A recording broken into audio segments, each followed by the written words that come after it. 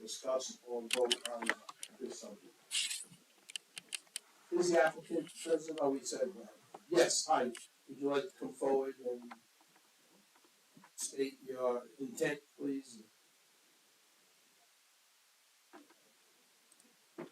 Just state your name and address. Hey, how are you? Hi. I'm Rosemary Ellen. I'm Tommy's sister, and I'm going to be a co-owner as well. Thomas, the address is 24 Fairview Ave, East Providence. Can you describe the business, what you're asking? Yeah, absolutely. We're asking for a Class C tavern license. What we're trying to open is a local bar, kind of to create community for artists and residents. What is there now in the building? It's been, was it the tool store, I believe? It was the tool crib. Right, okay. I've had it here for quite some time. Yeah, we're streaming with the button. Excuse me, you have to, thank you. Later you can approach and use the microphone. And so we'll be asking for comments. Anyone on the council, Councilwoman Souza, do you want to add anything? Yeah, sure, thank you.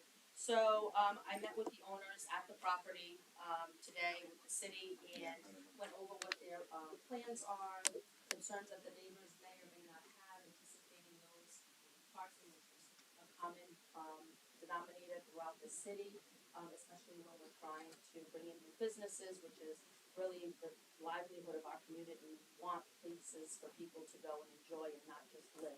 So, we did discuss various things. They're at the very infant stage. This is a conditional license, pending all the other, steps that they have to fall through. I think their business plan and model is great, and I think it's gonna serve that section of the community well. And they're open to having discussions with the community and residents to make them feel a little bit more at ease about that type of a business going in. Councilman President, if you remember when the local came before the council, it was a similar situation.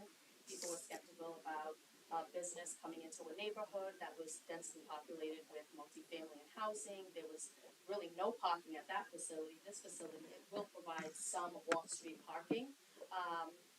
And that business on Waterman Ave towards the other end has done very well, and the neighbors have not had any issues, and I don't perceive that being a major problem once it's up and running. I know the upfront anxiety is there for some, but I think that they'll feel better about it as we go through the plans and we keep transparent communications, that it'll all work out for that neighborhood, and it'll be a great addition. Thank you, Councilwoman. Anyone else on the council before we open up to public comment? Just for the crowd, this is across from Jeff's Wood Fired Pizza on Waterman Ave, if you want an idea of where it's located. That's it for me, though. This is, you folks can stay there, or you can have a seat in the front in case there are any questions. This is a public hearing. Is there anyone here? Ma'am, would you like to speak? Just please give your name and address for the record and use the microphone. I'm Gina LaFond. I live like 2 feet from the building. I'm on 162 Ivy Street. I have no driveway, no yard, nowhere to park. And with that 25-unit apartment building right across the way, I know they have 25 parking spaces, but you know, a lot of people are married, they'll want street parking. And a lot of times when my neighbors send people over, I have a hard time already trying to get a parking space. And I don't know, I don't really care, I can't hear very well, the noise would be a problem. She had mentioned that Jeff would buy Pizza's parking lot. He's open Wednesday, Thursdays, 11:30 to 8, and then Friday and Saturday, 11:30 to 9, and Sunday, 11:30 to 6. So they are open, they have company. I don't know what hours you're going to be open, but I honestly have no place to park, so that's the only real concern I have is about the parking. Thanks. Thank you. Mr. Allen, would you be able to come up and speak to your hours of business for us? Yeah, so we should be open probably start from 4 to midnight. We are hoping to possibly reach out to Jeff's and partner and see if we can perhaps use his parking lot as well. But also we're going to encourage our patrons to, take advantage of public transportation and ride shares. So we're hoping to be like a neighborhood spot, not a place where you drive to. Else that would like to comment? Is there anyone else who would like to comment? If not, any other discussion for the chair, please? Councilman Fogarty. What's the occupancy of the business?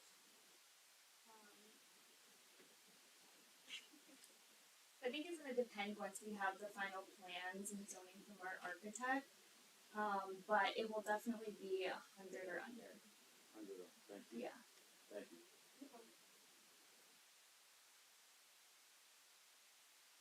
Personally like the idea. I think it's another part of the city in which we may start to see people walking to businesses. Or is that down the road from the Red Bridge Tavern and a couple other places, and so it's also filling an empty space. So I'm supportive of it. Hearing no more discussion, is there a motion on the floor? I would like to make a motion to approve this business license. If I could just. Sure. Discussion on the motion? Yeah, the motion has some stipulations, so the motion would be contingent on, all of the other legal and planning, requirements prior to getting the license.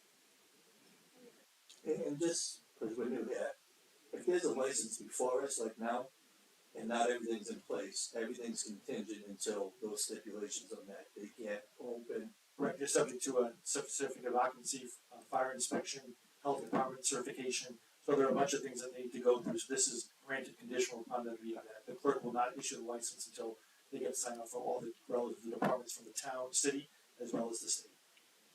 So Councilman Fogarty, does your motion include all necessary and required permits? Yes, so Regulations. up-to-date permits, license and everything that you have to go through to obtain it. That would be the. Thank you. Is there a second?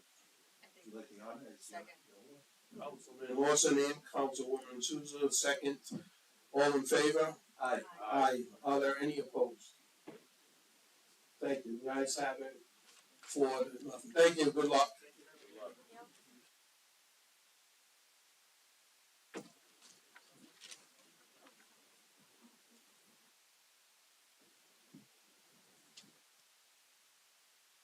Madam Clerk, next. Next, we do not have any proclamations and presentations. There are no communications. Next will be public comment. Candy Seal, 1340 South Broadway. Statement of support.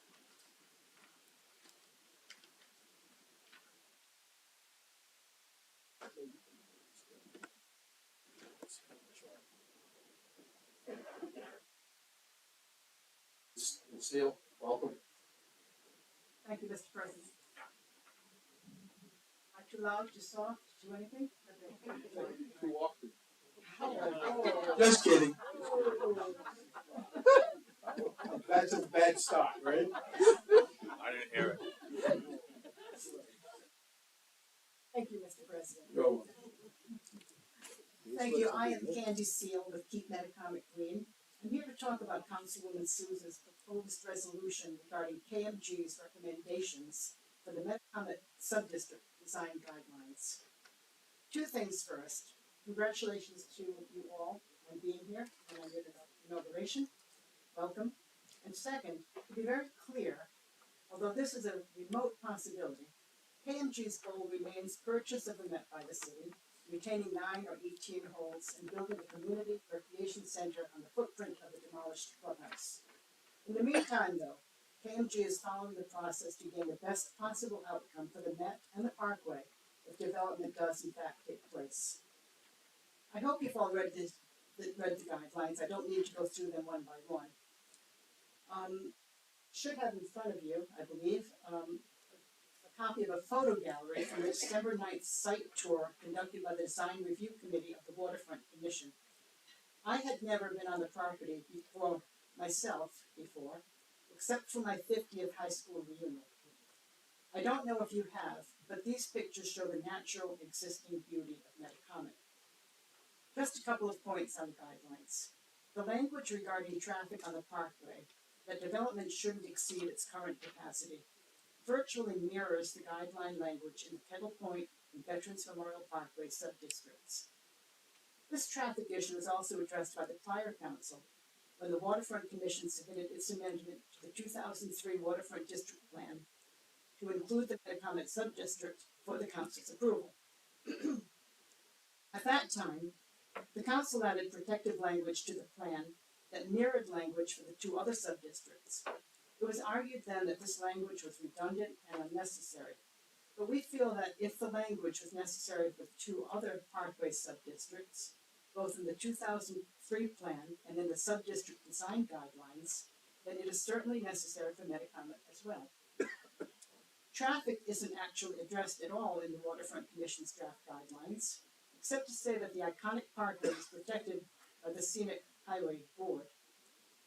Nor is there anything in that draft that talks about minimizing the removal of mature trees or respecting the natural topography of the site. KMG's guidelines address that.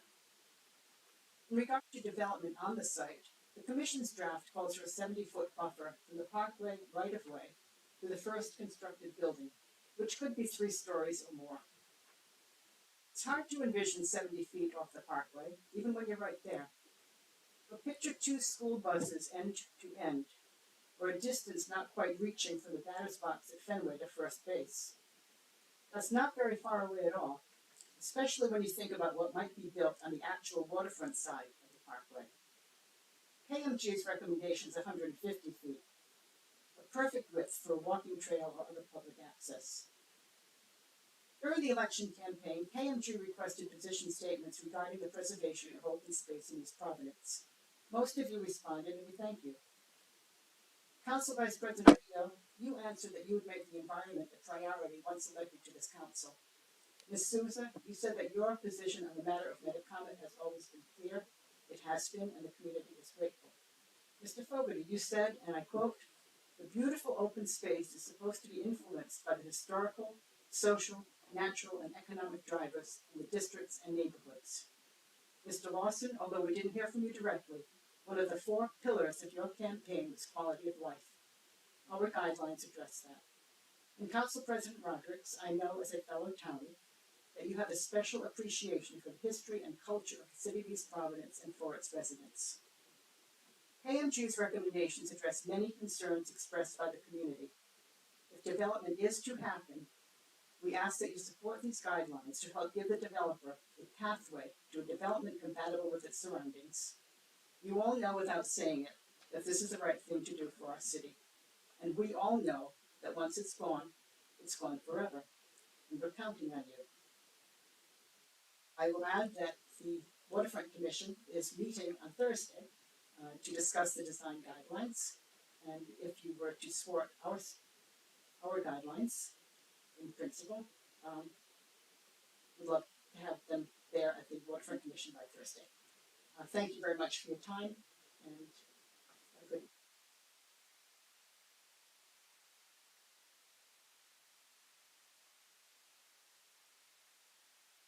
The comment is later in the agenda. The item is on discussion and vote. Next, Next speaker is Daniel Bowden, statement of support.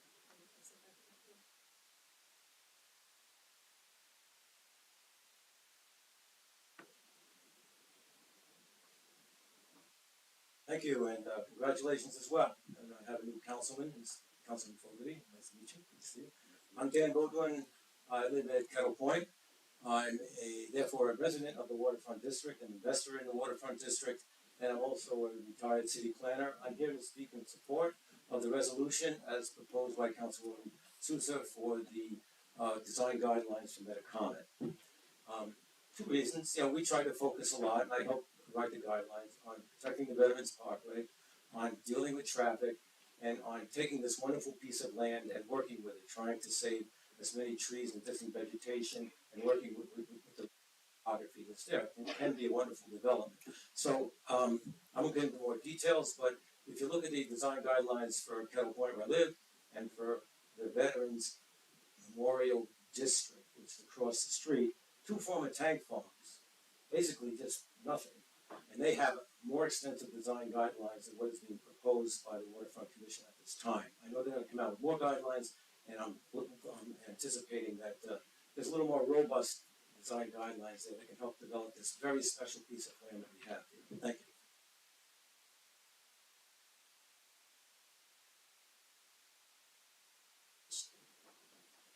Next, we move on to appointments. It's for discussion and possible vote. First is the appointment of Police and Fire Pension Board, and it's a city council member appointment.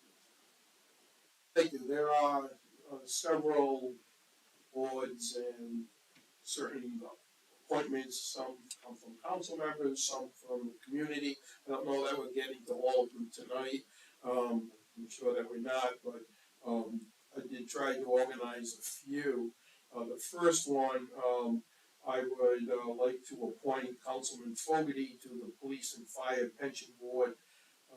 Councilman Fogarty, if you accept, and if there are no other objections or comments, I would ask for a motion to support that. So moved. Second the motion. Motion made by Councilman Lawson, seconded by Councilman Rico. All in favor? Aye. Aye. Are any opposed? No opposed. Thank you, Councilman Fogarty, for stepping forward. If it isn't on the agenda, Mr. Solicitor, for instance, there's like a planning board, a member of the council sits on the planning. Doesn't say that, but can I do that tonight? No. I think so. See how we have people waiting for a vote from us when we finish this section? Maybe we talk about taking care of their business, so we're not sitting there on them. Sure, good idea. So item number 2 is probably going to be a moot point. There was some confusion from several corners about a term expiring or not expiring.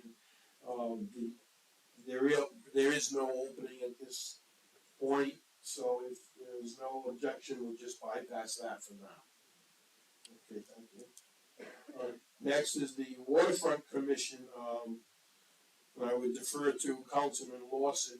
This is a seat that you had held previously. Have you left that seat? Yes, after the inauguration, I submitted my resignation to the Waterfront Commission, and tonight I would like to put up the name of Jean Boyle to replace me as the Ward 4 seat. Jean was a planner in New York City. She was a planner in the city of East Providence. She finished her career in the city of Pawtucket, working in planning and economic development. She sat on the Waterfront Commission for many years. I believe she even chaired it for a period of time.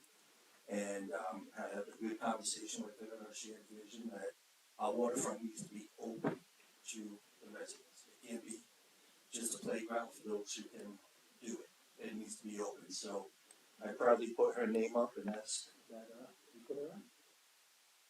Sure that Jean Boyle is no stranger to anyone here. Is that a motion? I'll make a motion. And is there a second? Second that motion. Councilman Rigo. Any other discussion on that? Hearing none. All in favor? Aye. Aye. Any opposed? Motion passes unanimously. Thank you. And we have a person on the library board of trustees who is interested in being reappointed. I have no reason not to, and have no other recommendations. His name is Christopher LaRue, whose term would now expire on April 2nd, 2025. Are there any counter nominations on that? If not, is there a motion to reappoint Christopher LaRue? I'll make a motion. Motion by Councilman Lawson. Is there a second? I'll second. Councilman Fogarty seconds. This is for reappointment to the Library Board of Trustees. All in favor? Aye. Any opposed? Guys have it unanimously. Two more and then we will change the agenda. We're trying to complete the charter commission.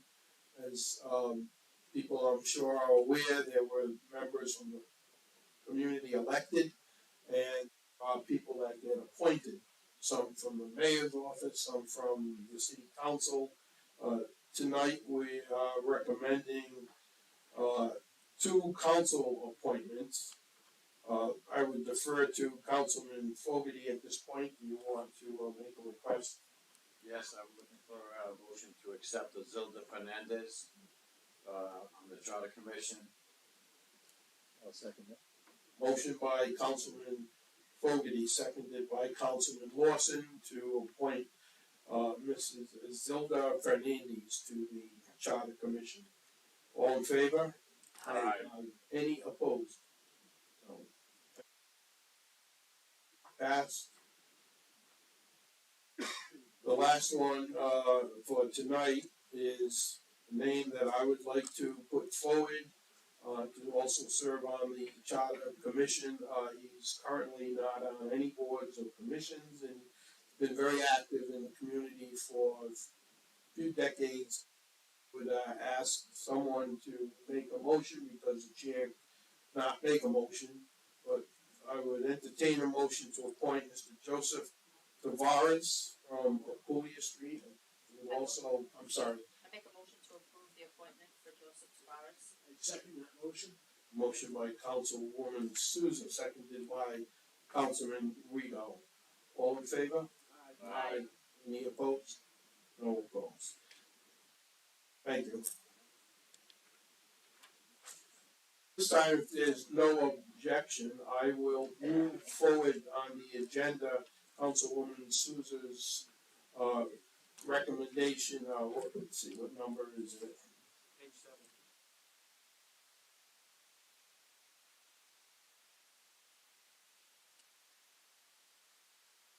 The resolution in question is for discussion and possible vote. I'd ask the, deputy clerk, could you please read that proposed resolution? Yes, sir. Statement of support and principle for the design guidelines proposed by Keep Metacomet Green for the Metacomet sub-district of the East Providence Waterfront Special Development District. The sponsor is Councilwoman Souza. Thank you. Councilwoman? Thank you. So this resolution is before the council and everybody had received, the proposed,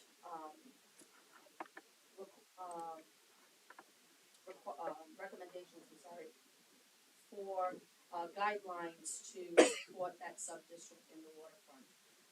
As mentioned by the speaker earlier today, Ms. Candy Seal, the guidelines are no different or somewhat mirror guidelines that were already recommended to the Waterfront Commission, by the Waterfront Commission for other, developments along the waterfront district, that were important to that area, again, to preserve, the space and the development, so it's aesthetically pleasing, that it, did well for, the community, didn't, impose on the parkway, in an adverse way. And so with this development, we recognize that it is a privately owned, parcel, and that there are already, uses that developer can do within that. And the city certainly wants to work with all developers to make it a place that is, beneficial to the city and also for the developer, because they are in it for, their benefit too, right? So, but I think from the ongoing discussions, they have wanted, to be, working with the community and to make it a place where they could meet some middle grounds, and I think these guidelines provide some of that. A couple of things that to me, for my constituents in that area, which this property resides in Ward 2, so, those are the residents that I'm speaking on behalf of who live in those adjacent, streets and neighborhoods along with the school. The area, the are buildings, structures, and heights, and that has been something across the board that I have been consistent on, that structures and heights of buildings have to be at a reasonable level, right? So we're not trying to block the view of the neighborhood for those that reside around it. We're not looking for a Superman building in the middle or along the waterfront of East Providence so that it becomes an eyesore for our community. Traffic concerns, huge in that area because they're all age school children in those neighborhoods that go to the elementary school that is literally not even a quarter of a mile around the corner, with an athletics field that is heavily populated with sports, not only for local athletes, but also those that come from out of town. So the impact of what is developed there, the density, the structure, the traffic, because of the type of businesses that they may be drawing into that, has an effect on the quality of life for those that live in that neighborhood. We also know that that parkway is an historic parkway. It was not intended for any of those abutting areas to be a high traffic flow area, nor to have all of these other traffic necessities that might be necessary if an overdevelopment occurs in that area. So maintaining the integrity of that parkway that we all, throughout the whole city, care so deeply about and enjoy on our walks or riding our bikes or scooters down the bike path. We want to promote that integrity there. Additionally, points that I think are really important is having utilities underground versus above ground, again, preserving the landscape so that it is something, one, would be less work, I think having all the machinery and such, but it also is aesthetically pleasing for the surrounding neighborhood. And keeping the architects somewhere where they're preserving the green space that's there so that they, whatever is in that, whether it's mixed use, residential, stores, whatever that developer is looking to attract into that parcel, that not only do those people in that parcel enjoy the area, but also the people in the city can enjoy that area when they go to visit. So that is my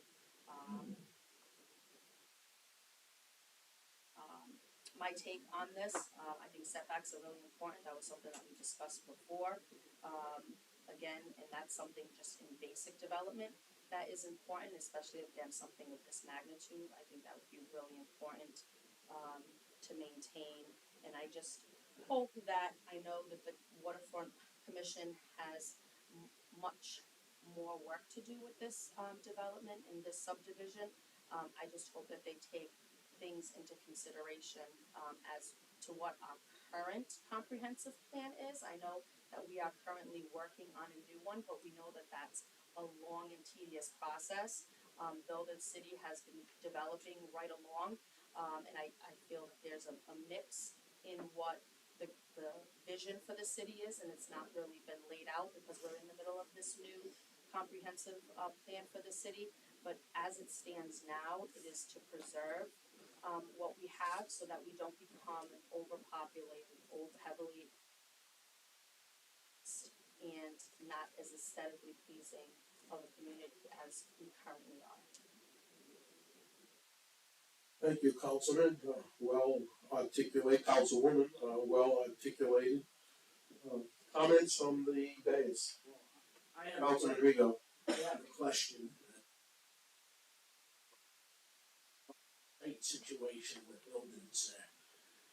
The last council meeting that the prior council had, you passed an ordinance with a piece of property that's in my ward as far as going to the planning board, giving them the okay for an additional requirement, talking about talking about aesthetics and everything. So, did that last council, did they forfeit our powers to enforce any sort of height requirements due to the fact that you gave it away in my ward? That you gave a company sort of carte blanche as far as how high they can go, and I've already have people coming, you know, after me saying, what's gonna happen there? So, in the zoning right now, what are the requirements for Metacomet, and, you know, obviously I have a concern about what's gonna go on Ferris Avenue in Ward One.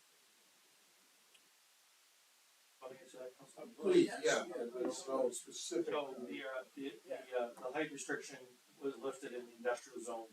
This property, Metacomet is not in the industrial zone, it's zoned differently, so that height restriction, increase was only for industrial zone, so that would not affect Metacomet whatsoever. This property is a mixed use zone, and there are already height restrictions on this property, from the zone that was passed, I believe. There are certain areas that, certain buildings can't be more than 3 or 4 stories, and then there's another section where they could be, I don't know exactly, they're either lower or higher than 2 stories. So there's already height restrictions on the current zone for this property, and that was passed when the council changed the zone from open space to the mixed use zone that is now currently governs this. So the property that you're talking about is in a totally different zone, and it has different rules. Metacomet is also in a totally different zone, and has its own rules as well. Because again, I was just trying to answer what Ms. Seal brought up, that all of a sudden you're gonna have, you know, skyscrapers or anything there, so everything's in the guidelines, everything that Nothing's fits, gonna change. nothing's gonna change there, so. Under the current zone for this property, you would not be able to put a skyscraper.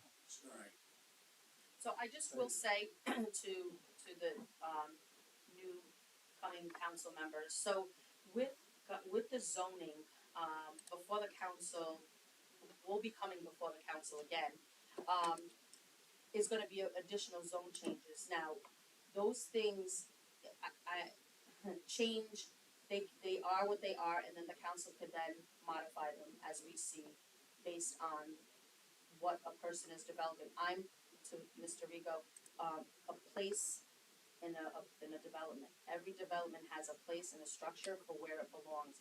On Newport Ave, down the corridor for the Capianos, that, to me, I mean, we gave them everything in the kitchen sink because it's, the place fits that for them to do.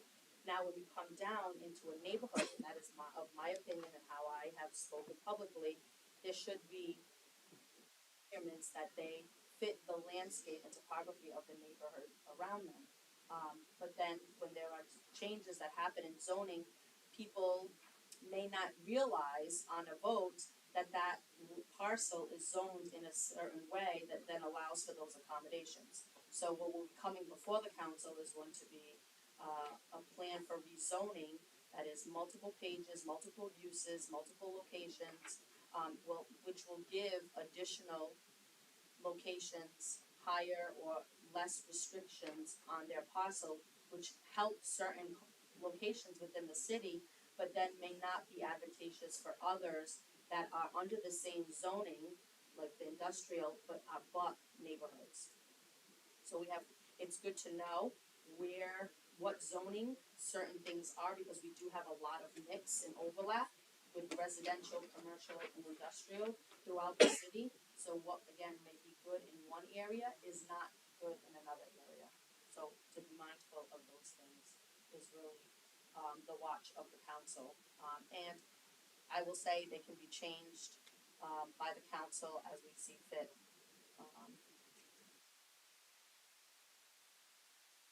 Other comments, Councilman Lawson? We also gotta be cognizant that zoning dictates what they can build, not guidelines. So if the zoning says they can build a 3-story building, they can build. These guidelines are meant to kind of guide the developer of what the public would like to see. So these guidelines, there's many that I don't agree with, but I was originally gonna vote against, but I'm gonna vote for it. And I will be there Thursday, because I think it's very important that everybody have a voice, okay? But I wanna be clear, the guidelines are good, but the zoning is what dictates what the marshals can do. And I think we all know that. There was a lot of accepted uses at that meeting, I probably would have been against, like drive-throughs and stuff like that. I wish we had taken more time at that meeting to go through those acceptable uses, because I felt at that time everybody was so emotionally fried that it kind of sailed through some things. So it is important that the community come out I will see you guys Thursday. And I originally was gonna oppose, but tonight I will be for it. So, Councilman Foley? I'm in favor. I too think that this is a positive, cooperative step. Where a lot of this addresses the parkway, let me state, which I have stated before in other venues and in here, I am not interested at all in changing the Veterans Parkway as we know it. I know that parkway from, well, a few decades. And I recall seeing nothing but oil tanks and gas tanks and unkempt squantum woods. Rarely could even see water. So I think that the Veterans Parkway with the Veterans Garden of Flags and other landscaping, Kettle Point's done a nice job with getting things done before even the prior council. So I'm not looking to change that. There will be some impact, of course. There's going to be some more traffic. There's going to be some building off the parkway, but it's not the horse and buggy day anymore. The parkway has changed, but it's still basically Veterans Memorial Parkway. It's still is a pretty drive, and I'm not looking to make any major changes with it. I appreciate that the KMG sponsors of this and Councilwoman Souza are not laying down a gauntlet that this is binding on people. I think their own words are something to the effect that this is not a binding issue. We're asking everyone to cooperate and make this whole area look the best that we can. I haven't had any discussions with Marshall or any of their legal counsel or anyone about this, but I have seen and heard them say that they don't oppose a lot of this, that it's already law. It's already regulation in some instances, if not each and every one. So, therefore, I'm going to support this. Is there a motion? Councilman, can I just add one thing that bothered me about Kettle Point was that for lease sign. And I think that on zoning, that was outside their property. So going forward, I wanna make sure there's no for lease signs on the parkway like that anymore. So that may have to be, we gotta look at the zoning. Sure. We have to look at a lot of things. To digress a little bit, Councilwoman brought up the Capianato project. Again, that was done maybe 2 councils ago. I wasn't here, and most of us weren't here. And I remember sitting here that night saying, this is a nice sounding proposal, getting rid of all that blank cement with nothing in it, and closed supermarkets, and they haven't put a ground in the shovel yet, shovel in the ground yet. So that concerns me. I had asked that they would even come before us, which they did. The representative, Mr. Coates, came in and said, well, they're trying. The other projects around the state have slowed down. So I don't know how we control that. If someone came tonight and said, I'm going to build a project, I don't think we could legally say to them, okay, if you don't do it by X date, it's gone. You can't do it. Things happen. It's a different world since COVID, so supply chain. I went to a store today to buy an item, and the entire shelf was empty of a basic item. It's great. Anyway, I digress. I make a motion to approve the resolution as read. Second. Motion made by Councilwoman Souza to approve as submitted, and Councilwoman Lawson seconds it. Would the clerk please call a roll on this? Yes, sir. Councilman Fogarty? Aye. Councilman Lawson? Aye. Council Vice President Rigo? Aye. Councilwoman Souza? Aye. Council President Rodrick? Aye. Thank you. I just asked that the deputy clerk please submit this to the meeting on Thursday to the Waterfront Commission. Thank you. And these were already submitted to the waterfront. Their Right, last but the meeting, so- council's. But our approval, yeah. Thank you, so,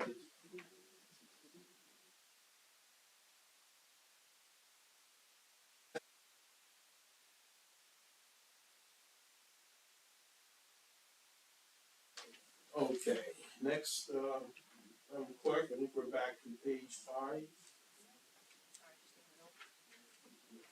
Okay, next item is council members. First item, council rules of procedure resolution 13A, discussion, council president Rodrick. Thank you, it is our charge when forming a new council, and we do have, 3 brand new members of the council, and we have to, either keep, amend, or change, adopt rules. We've all had the rules to look at. I'm going to just quickly go through, what I see for the rules, and I don't see any major changes. If we had rule number 1, duties of the presiding officer, I'm fine with all of that. And B, letter B, I would like to limit, I would like to maybe adjust, and I don't know if, Madam Clerk and Mr. Solicitor, if you'll take notes along the way, so, okay, so we can then, we will make suggestions tonight and come back and vote. This is only for discussion only. Discussion only, thank you. So with letter B, and I think, we talked about this briefly, I would like to see us use our discretion when people are speaking before us and strike the part that says, the third sentence down, period of not more than 5 minutes on any matter. That should say, limit lots of a citizen or his or her attorney for a reasonable period of time, and a reasonable period of time following. And I appreciate that you've entrusted in me, the gavel. I will use my discretion and use it, but also by majority vote of the council. If you think someone is going on too long, or you'd like them to go on another minute, why not? Let's do that. Discretion will come into play if we see 15 people lined up to speak. We're not gonna give everybody half an hour. So that's a suggestion I have for that. As far as the order of the business meeting, should still do the call to order first, then go to the saluting the flag, and moving up proclamations and presentations. There's been some discussion from some of you with me that we might have a Girl Scout troop or a Little League troop or a soccer team sitting here with 35 people and parents and grandparents and waiting to get their citations. And sometimes they've been here half the night waiting. So let's do the Pledge of Allegiance, let's get the meeting started, and some nights like tonight we have none. So let's bring our guests up first. So that's a suggestion I have in the order of the meeting. Didn't put in, normally we go to executive session. I don't care either way. I had tossed out the idea of some councils and other communities do the executive session at the end of the meeting, so that we don't come in and then leave people who are here to sit and wait. Tonight was quick. I've been in some where it could be an hour. But I don't know. I mean, in any event, we have to come back in public and explain what was discussed and vote on anything. So that's just a thought. Do we want to me it's a little awkward that we leave people here, and then they're just sitting there waiting. But I understand that sometimes you need to do that. Through the chair. Yes. Is it possible that we just have executive session in public? Well, so the law allows you to go into executive session. The law also allows the council to vote not to go into executive session. But there are some items like ongoing litigation that you wouldn't wanna have that discussion in open session, cause you're basically discussing your strategy. So you don't want the other side to pick it up, right? But that's why we vote to go in executive session. So if you feel something that is down for executive session, you want to discuss in public, you have a right to say, no, I wanna keep this in open, but that's the discretion of the council, so. And there are certain things that, there are only a certain limited number of items that can go into executive session. Personnel matters, purchases of land, investment of funds,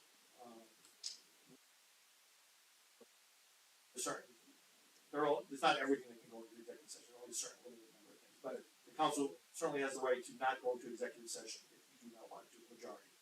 Thank you. Hey, Councilman, I have asked the solicitor if we could streamline it a little. Sometimes maybe a vote on a simple pothole matter could just be done out here in public and not here. So, and there are other things that are automatically referred to insurance companies, which we can't control anyway, and it already happened before our executive session. So I think there are a few items that the solicitor will try to streamline for us. Thank you. So, through the chair, Yes, Councilor Lawson. we can go into executive session at any time. We don't need to have it like on an agenda type thing? No, it has to be on the agenda. No, it has to be on the agenda, but the order of when we do it. Oh, yeah, so the council makes its own rules under the Right. charter, and these rules are the current rules that are in place, and it determines the order of procedure. Right. You can switch this order any way you want. Which is what I'm suggesting. Right. We wanna move it. So like tonight, instead of easily went at the end, or something major litigation, I'd wanna do it when we're fresh and not after 3 or 4 hours of bagging things around.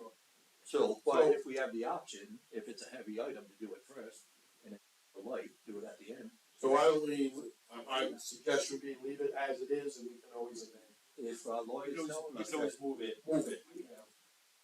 At our own discretion. Correct, You know, right. nothing's cast in stone, if we wanna do it beginning, middle, end, I mean, you know. Right. As long, so the rules should state As that long as it's on the agenda, that we're Correct. gonna go into executive session. correct. And I think the rules allow you, the council president, with unanimous consent, to move any item on the agenda, like you just did with the resolution. And hopefully, a lot of times we don't need executive sessions either, so, I mean, you know. That would be nice. That would be nice. It doesn't usually work that way, but yes, we try, yes. Other than that, the order of business, I think that everything is okay, public hearings are okay, the new business and order is okay, new business, letters A through F, I think the order is okay. There's the issue which we can address as it comes up. Sometimes people submit a letter, they want it read, if they don't come to the meeting. I think that, if we get 20 letters, we could be at the midnight reading 5-page letters. So I think that other than discretion of the council, that letters should be announced to us by the clerk, that she has certain letters on certain topics, and we will legally accept them and file them. But I don't think that we should sit here and read letters, Council President? randomly. Yes. We can also, if the council so desires, we can put correspondence on the consent agenda, and it'll just be just accept them as part of the consent, so you'll see the letters in your packet. Yes. There won't be any action on them, and they'll just be part of the public record. Right. Right, we should see them. I want everyone to get the letters, just saying. Okay, These are letters that are submitted in advance, not in advance, right? Rule 3, the quorum and debate is fine. Can I go back 1 second, just, Yes. I'm sorry. On the new business, there are some old things here, report of the school committee liaison, we don't have that anymore, correct? Are we? Well, we have it, but the liaison hasn't been coming. I don't know if if they've appointed one, and if, Okay. so I thought we would just leave it. If they don't, then we'll just. Or if they have some, there'd be a communication, right? Correct. I just go back to the communication part that there's I think it's rightful for the citizens, whoever's writing the letter, that they should at least be acknowledged that their letter was put into the record. I don't want taxpayers or anybody living in the city thinking that they're submitting things to this council and we're ignoring it. I think to the citizens of the city to let them know that they have been acknowledged.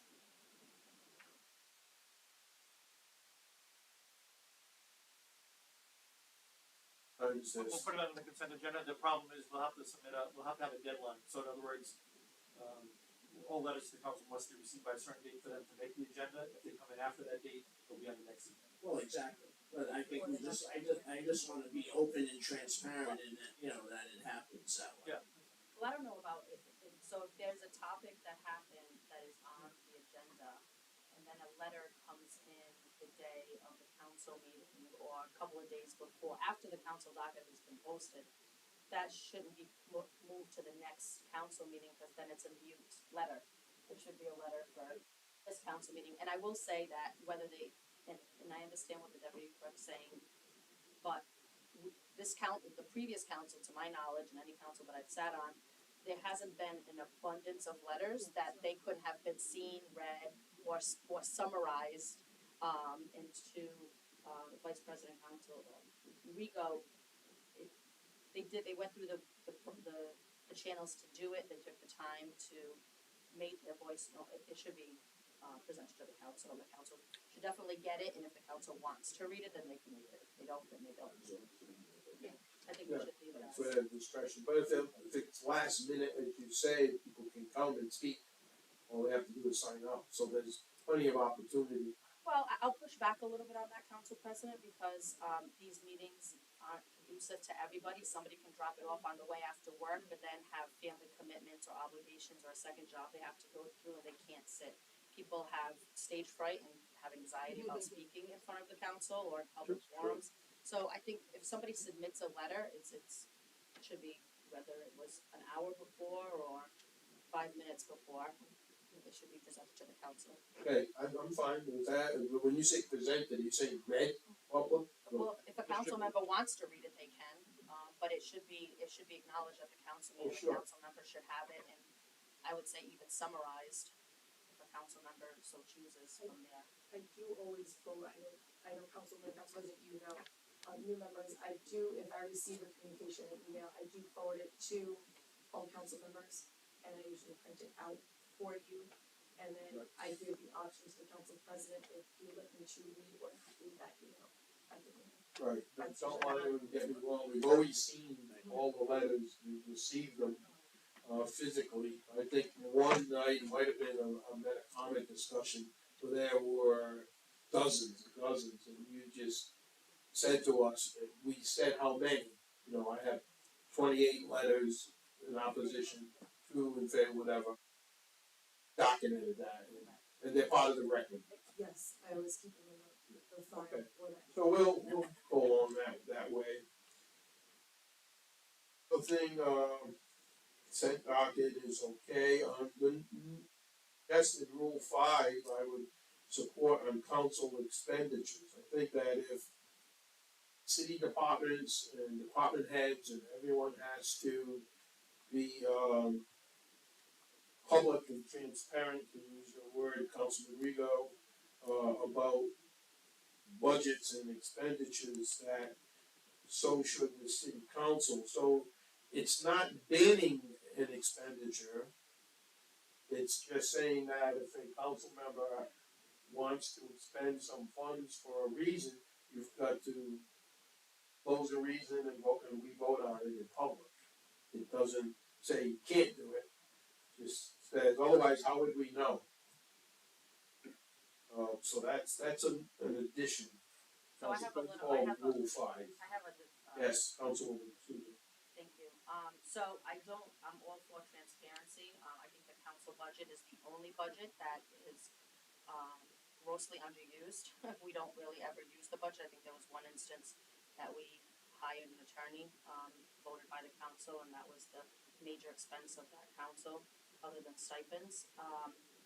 I will say that this feels like micromanaging to me. I think the council members that were elected to their seats have been entrusted by the community with hundreds of millions of dollars. So for a council member to want to expend funds for a mailing, funds for stationery, I don't need to give my permission. That's my personal opinion. I don't need to give my permission, because if your constituent of 15,000 people trust you with the city's budget, then I think I can trust you with the city's, with the council's line items. The council doesn't have $100,000, well, yeah, well, I mean, but we don't, again, expend a ton of money, so I think to the point of being transparent, we get our budget, provided to us and the expenditures for each department. So I think that to me is sufficient. I don't need to know what each council member, if they ordered something or didn't order something or have a community meeting and wanted to get beverages for that community meeting. I don't personally feel like I need to approve that usage, for that council member. I think having a discussion or maybe just having a monthly, here's what the expenditures are for the council this month, here's where the funds lie, so that the council members know, and then if you wanna ask a council member, I guess you could.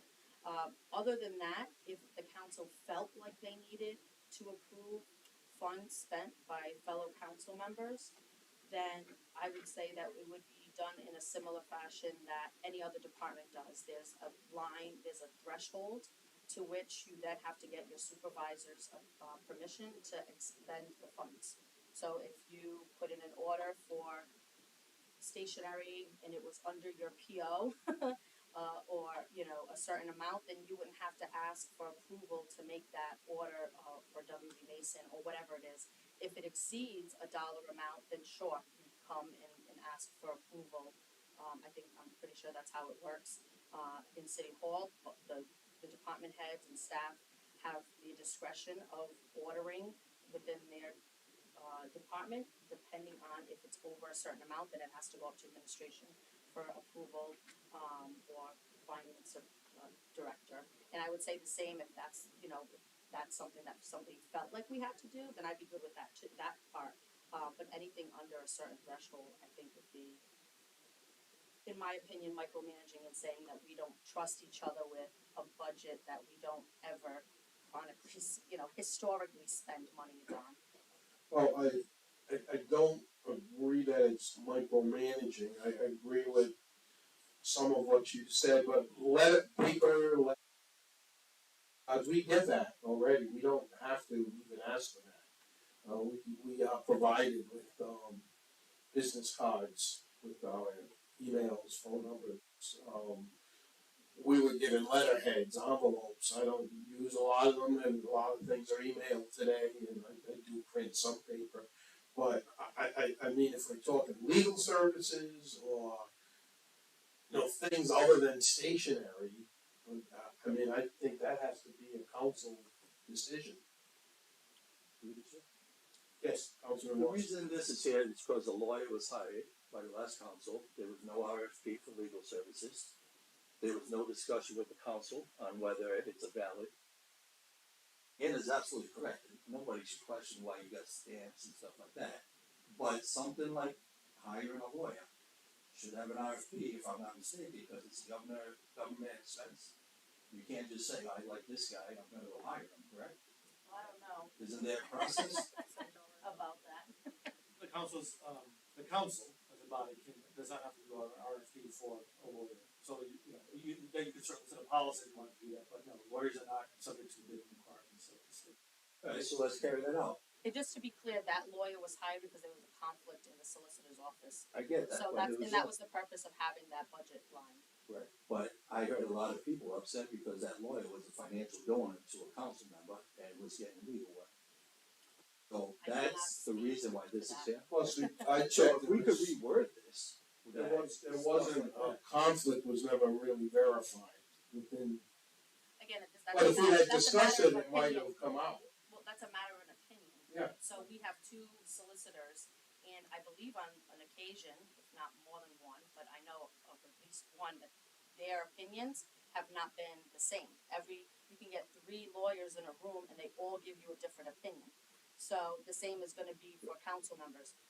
I would not want to roadblock somebody on something that is your right as the budget holder in that line because I don't agree with why you're doing it. I don't agree that you're having a block party for your constituents for whatever, that's not That's not my role, like, I I don't would- think anybody cares about those expenses. no, I'm It was just the using hiring of a lawyer. the lawyer, so let's just say that, so let's just put it out That's there. what I'm saying, if we Yeah. can reword this, You can't hire legal services without council discussion, for any expenditure beyond a certain day-to-day dollar amount. office stuff like that. Yeah, as long as we understand that we can't all go out and hire lawyers. We have a solicitor's office. If we're not happy with them, we can change that. But, Well, no, you know, yeah, we can add an attorney ourselves, and Well- we've even talked about doing that. But I'm happy with the solicitor's office. We may not always agree, but I think we're getting on the same page now. If we want to, if you want to reword my suggestion to say that hiring of The dollar amount, I think is probably the best thing to do it. Anything above, give me a number, 250? And can we exclude office supplies? 500. 500. well, how does the legal come into it? Like we mentioned, Any hiring a lawyer. services that require more than a $500 expenditure for each instance would need to come before the council for a discussion and approval by a majority. Just services, no goods? Goods above $500? You know what, let's put goods, just for transparency. Yeah. I'm never gonna deny you having a Yeah. black card. Yeah. You know what I mean? It's, but yeah, to be transparent, so that way everybody knows money was spent. Yeah, Goods or services above $500? And, maybe to say not to exceed the budget, we have a budget for council. And I wouldn't wanna put it. I wanna put a cap. So you wanna- Yeah, cause we might be in a major situation when we need outside counsel. And then, then all of a sudden, we're gonna Well, say, we did that with Metacomet. We paid $15,000 to $20,000 to hire an but we attorney never and expended that account. Can I just make just a clarification? Council as a body certainly has the right to go out and hire legal counsel if they so desire, as a body. The issue I think came up with the last council was that some council members went out and hired a lawyer to do a certain thing. And whatever that thing was, I don't remember what it was. But that did not get approval of the rest of the council. The council can only act as a body. So when you're getting legal, I am not your personal legal counsel. I am the counsel for the I am the legal counsel, the solicitor's office is the legal counsel for the city, for the council, but I'm not your personal counsel. So if an individual council member wants to go out and hire a lawyer for whatever reason, that's the obligation of that individual to do so and pay that person. However, if there is if the council feels that they wanna go out and hire a lawyer for whatever reason, maybe there's a conflict, maybe whatever, that should be a council decision. It's not up to an individual to go out and hire a counsel and then buy the counsel for them. and that's the point of this whole thing. I just wanna make that, I think that's where this. So you word something for the next, And then we can amend it on the floor. Of course, and miscellaneous things. I did want to eliminate the 10 p.m. time to end the meeting. We can extend, shorten, that's our discretion. It seemed like some meetings it was kind of foolish that every 10 minutes or 15 minutes you gotta make a motion to extend the meeting. I'm not looking to stay longer than I have to either, but So if we had kept this 10 p.m. rule and say like we voted on something after 10 p.m. and we didn't have that vote to extend them, is that, so I'd rather get rid of any right. deadline 10 p.m. Well, it's just a suggestion. If you want that's M. that is Straight down. that is M. I'm recommending that we strike the time limit. I would like to make a suggestion, on number B, any reports or communications from department head, mayor, or otherwise, shall be, in written or copy form for the council. There are a lot of things that come before the council, that contracts, with the city, contracts with vendors, that, in my mind, for myself, require more than just a 72-hour review. We all have different lives that we lead, so what one person may perceive as 48 hours being sufficient time to go over pages of things, including the document, somebody else may need, 5 days to do that. So, and I know that the department heads sometimes, or the department sometimes get things that come in late, so then they submit it because it might be time sensitive, and I think that that's just a different situation and unique. But if the council could have it in advance, so if it's not time sensitive and doesn't need to be approved at the next council meeting, but it is ready to be seen by the council and considered, that we would be given at least a week or 2 notice to review everything, so that we're doing our due diligence and reading through all of the documents to make an educated and prudent decision on. Is that a doable timeline? Well, not really, but that's up to you. We have our own deadline, the rules establish the deadline for which your council docket needs to be completed. Right. So we set, I think, Wednesday for the administration to submit things, Administration and city is, Wednesday, and the council's and the Thursday, so. council's Thursday by 4, and the public also Thursday by 4 noon, which that one could probably. So what's the chance a document like she's describing, a contract, something lengthy, would be submitted on Wednesday and absolutely positively have to have a vote the following Tuesday? It does, I'm not saying it doesn't happen, it does happen once in a while. Right, but if you finish the contract instead of the next meeting, gave us an extra to the next. It's more of a contract, it really comes out of sometimes DPW, I don't pick on the department, but it usually has to do with trying to lock in a price or whatnot. Gotcha. If the council feels that they don't have enough time to review it, at that meeting, they can always table it. Gotcha. So there's no requirement, and you might hear from the department that's, I need to get this approved, but so what, they can always table it, so.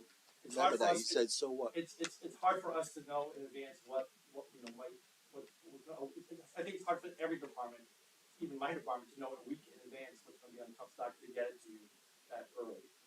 But that's your choice. So I think that it just needs to be moved back then, if it's not super time sensitive, if there's not a deadline for signing it.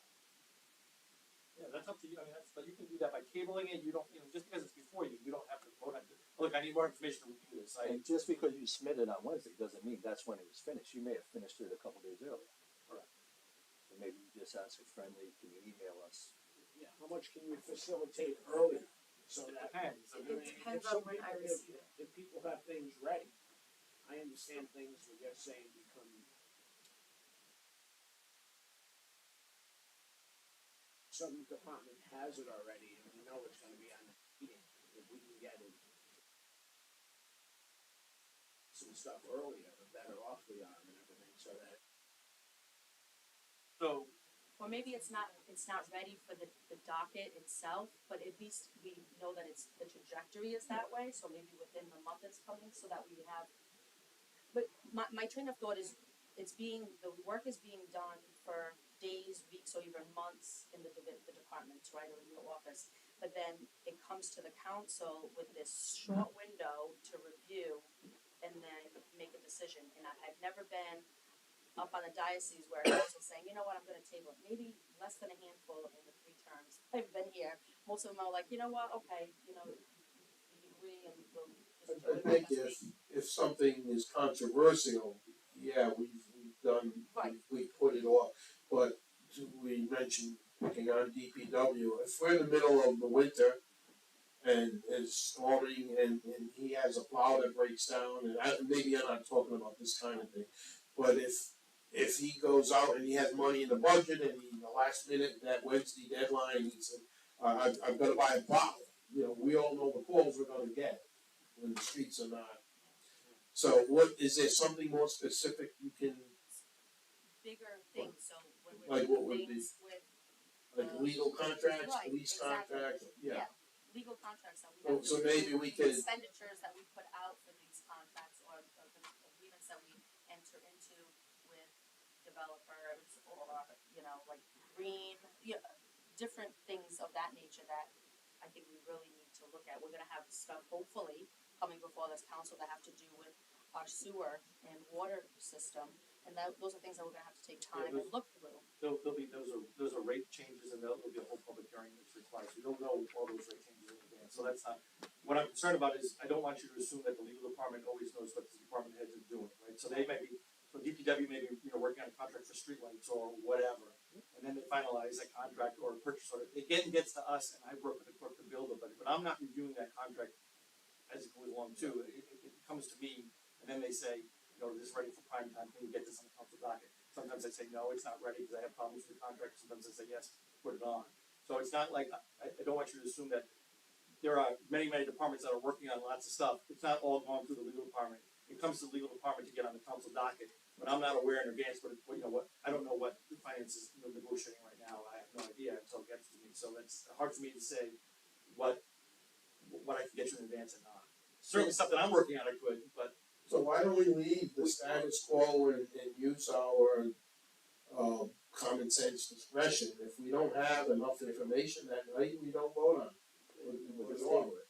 But things crop up and we really don't have a full-time legal department, is that correct? well, the staff there. There's staff there, but so let's try, we can always change, we can amend the rules if the status quo is not working, let's revisit it. Any contract that you have that, first of all, the charter says any contract for goods and services of $50,000 has to be approved by the council. We do a resolution, and we attach the contract to it. So you'll be able to get, if it's on the docket, you see the contract, and you're gonna get the docket on the Friday before the Tuesday meeting. That's how it's done. And I think to her point though, she's a nurse, Right. she may be working through the weekend, others may have, so sometimes we may not have that 72-hour luxury. And I can't, because of the hours with City Hall changing, my work schedule, I'm not able to come and pick up my docket. I know that's nobody's problem, but my own, but that's one of the things I also want to address, because previous councils had the ability to have them delivered, and then you were able to see the docket when you got home, whatever hour that was, and be able to look through it, where the previous council, that wasn't the case, and so, you're getting things 24 hours sometimes before a council meeting, and that's not sufficient to save. Yeah, I I do agree, support I don't wanna be here in 5 items and have a short window, because we get, questions and over the weekend. If I'm reading things over the weekend, I don't wanna have to be calling you, the department heads or anything like that over the weekend, but I might have questions. If we can have things, they're progressing. So again, if you just put down the word draft, if we get a week beforehand, and I've been, in my past life, in my other commission for the state, we get information going ahead of time, knowing that it's draft, it's not final, nothing like that, as we're progressing along, so that we have at least the building blocks to where we're gonna go, and if we have any questions, at least we get familiar with it. As council, person, Larson talks about, we all have schedules and everything, and we have it. Again, I just don't wanna have to I don't wanna keep on having to come in front of here and saying, let's put this on to the next council meeting afterwards, cause we're not progressing forward. But if we get some sort of preliminary work as to what we have, then I think it's better for all of us here, and it's better for the taxpayers of the city, so that we're not just looking at something in a small window.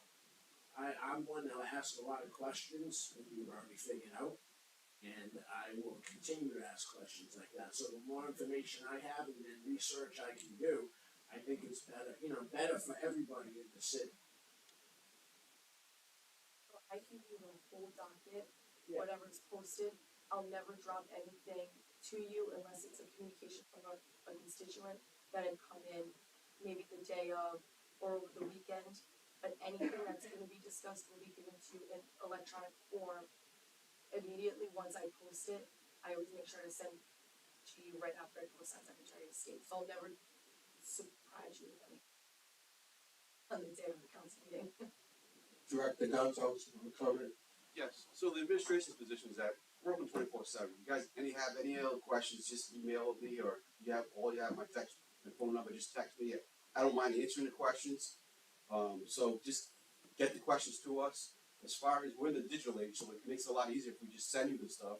we review it. I understand you wanted to get it a little sooner, we'll try our best to get it to you as soon as possible. We're open to working with the council and, you know, helping you guys be able to go through this information as you get it. I get some of it is pretty big. No, I thank you for your, you said this a couple of times, as far as working. Seven like that, but the more questions I have and we have, you know, it makes life easier. You don't wanna be getting Saturday, not, I It get it. happens anyways. I know, but you know what I mean, we have it and more information, we have, so, to read it. Trying to reinvent the wheel, but I'm just trying to wrap my arms around things and everything. So playing this out, what's the number? How much time do we wanna give people? What are we I talking would about? say no number, just if we need time, we table it. Well, that's what I said, leave the status quo and we'll table But it. if we can get some drafts, that's what I'm saying, I'm not saying if we can get some So the stuff. draft you can't vote on. I know we can't vote on, but we're reading it ahead of time, as far as, we're getting information, if some department head has something ready, and we know it's going on the docket, just to help everybody along, just so that we can read, what's coming on and everything. I'm not saying, it says the word draft, I know it's not gonna be in the docket, but there's stuff that you already have, that you know you're gonna have, and everybody's gonna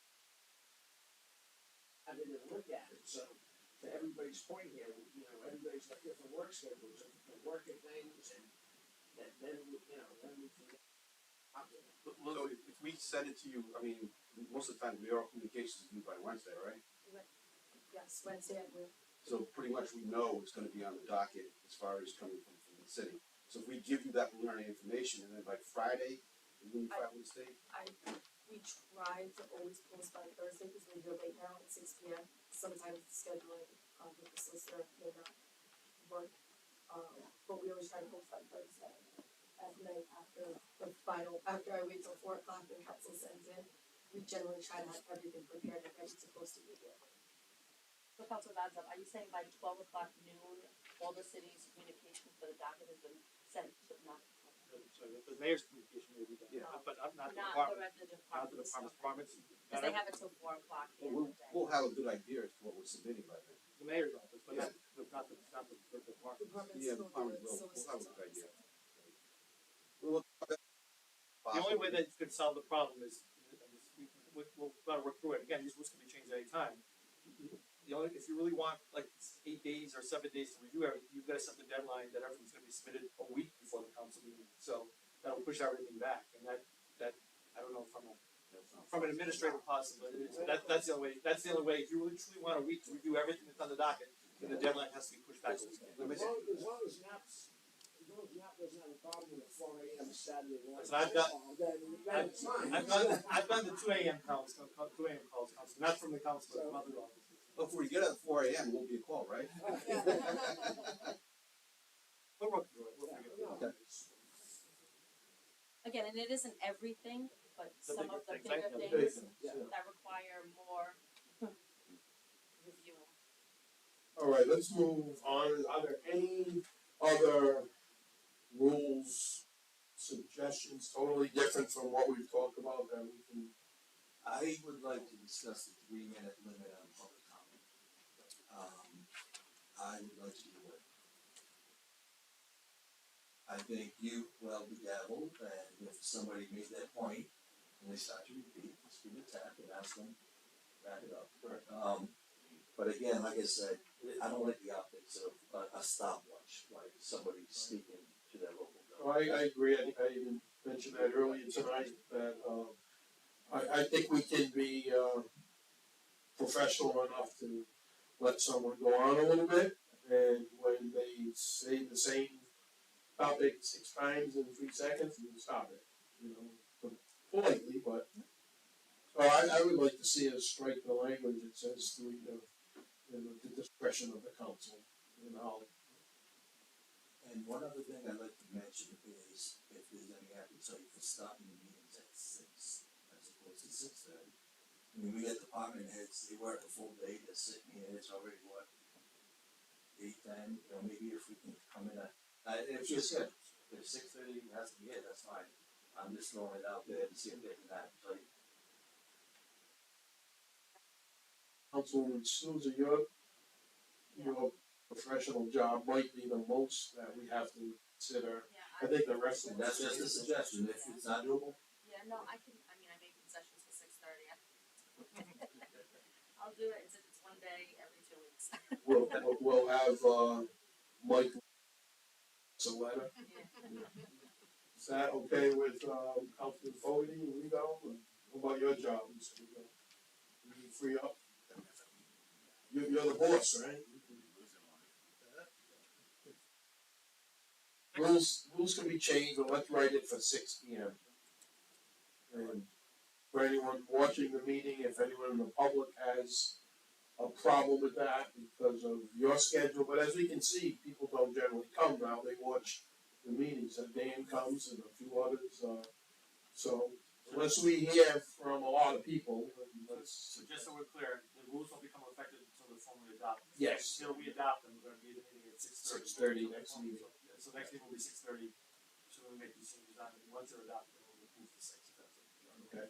Anything else that we haven't touched on in rules? Feel free to send in. Just the email, the section. Oh yeah, emails.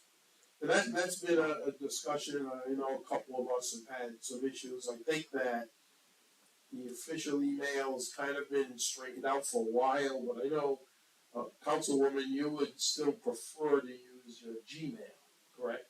So I don't see a problem with that. I mean, if I'm going to try to stick with the official city email, I think the only concern I heard from any of the department heads or anyone in the mayor's office, sometimes when they are sending out 55 invitations or something, that need to track. But if it's just one council member, that shouldn't be a problem.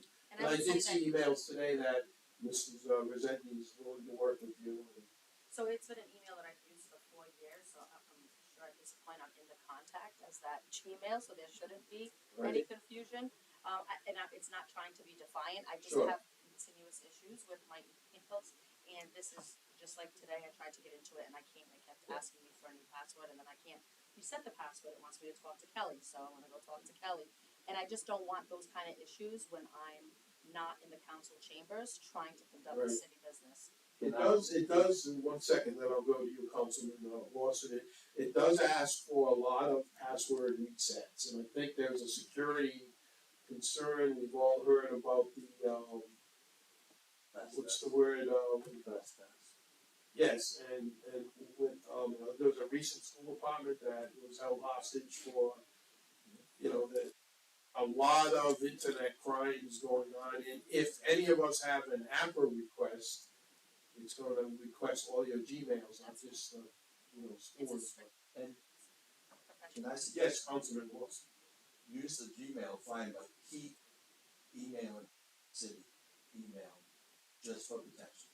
So that way, everybody knows you did receive something, and I can help you if you want to set up a forwarding to your Gmail, stuff like that.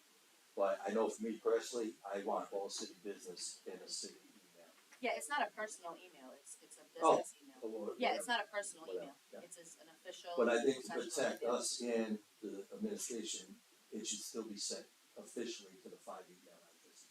So there's a audit report that we say, oh yeah, here they go. But I do need to have it. Absolutely. Cause I've already built more than 4 years of networking, my constituents know that that's the email. Yeah, that's To go easy. back, yeah. We can do that. Director, we do that. Yeah, can I just offer a solution? Couldn't we just have her, office mail, for the city office email, just be forwarded to the other account? I think we talked about that, Is that a Kelly, and possibility? it's not, yeah, no.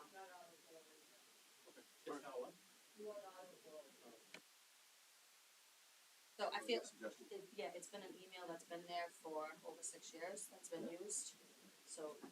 They Nobody can has make it, it for and they haven't official communicated. communications from the city. It's too. always been official communications.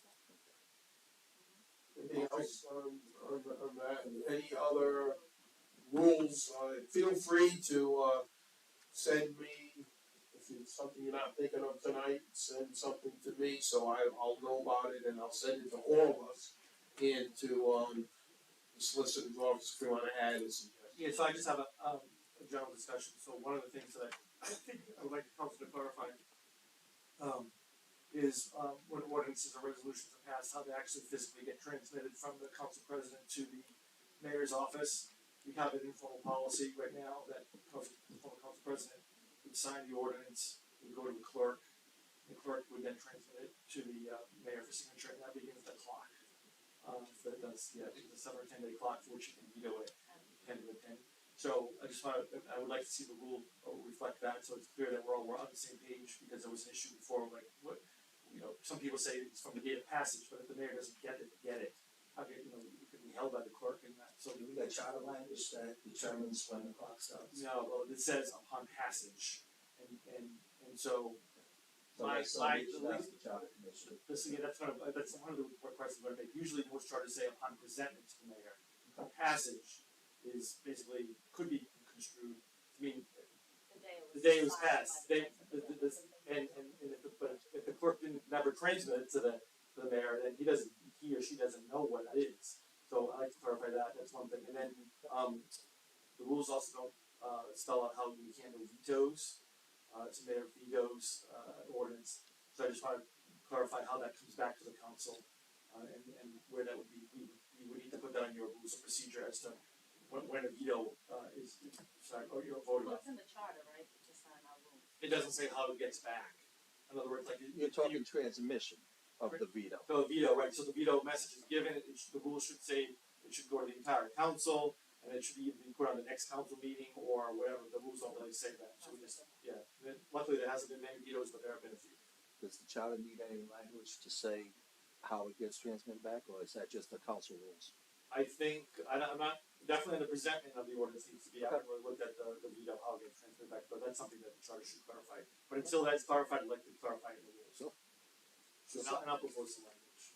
So while you're talking about vetoes, is there anything in writing right now that says how long the mayor has to either sign or 10 days, I believe it's 10 days. 10 days. 10 days from presentment. 10 days from presentment. Excuse me, 10 days from passage. And it's and if he doesn't sign it, Automatically becomes law. that language is in. That's in the, right, the question is what does passage mean? In other words, we had some issues when the ordinances weren't being sent up to our, so some people said, well, it was passed 10 days ago, it's law, and so I just want to clarify that. The charter needs to be clarified for that. Most charters say presentment of them to the mayor. And that's when it's time stamped. Correct, yeah. So whether or not it's looked at by the mayor. Right, it's time, yeah, right now the procedure is council president, this is all not written, but what we do now to avoid the confusion is the council president, the clerk will present the council president the ordinance that you passed, he or she will sign it, then the clerk signs it the next day or even that day,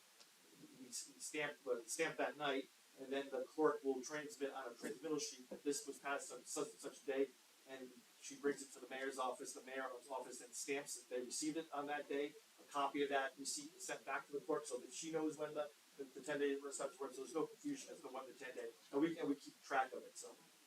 It hasn't been an issue, but we've worked through it. Okay. I'm sorry to talk once again. So one of the issues that just came up is, and we've had a lot of this phishing thing with the emails and stuff like that, is how do we, when you send us an email back, we've instructed, our workers, we've instructed all employees not to respond back to a private email. I'll have Kelly address that. Right, so, we get people that, are posing as you, basically, and they send emails to all city employees looking for responses, they're called phishing emails. You've probably seen me correct it, a couple of times, and that's just one of the reasons why they're having an issue with the Gmail account.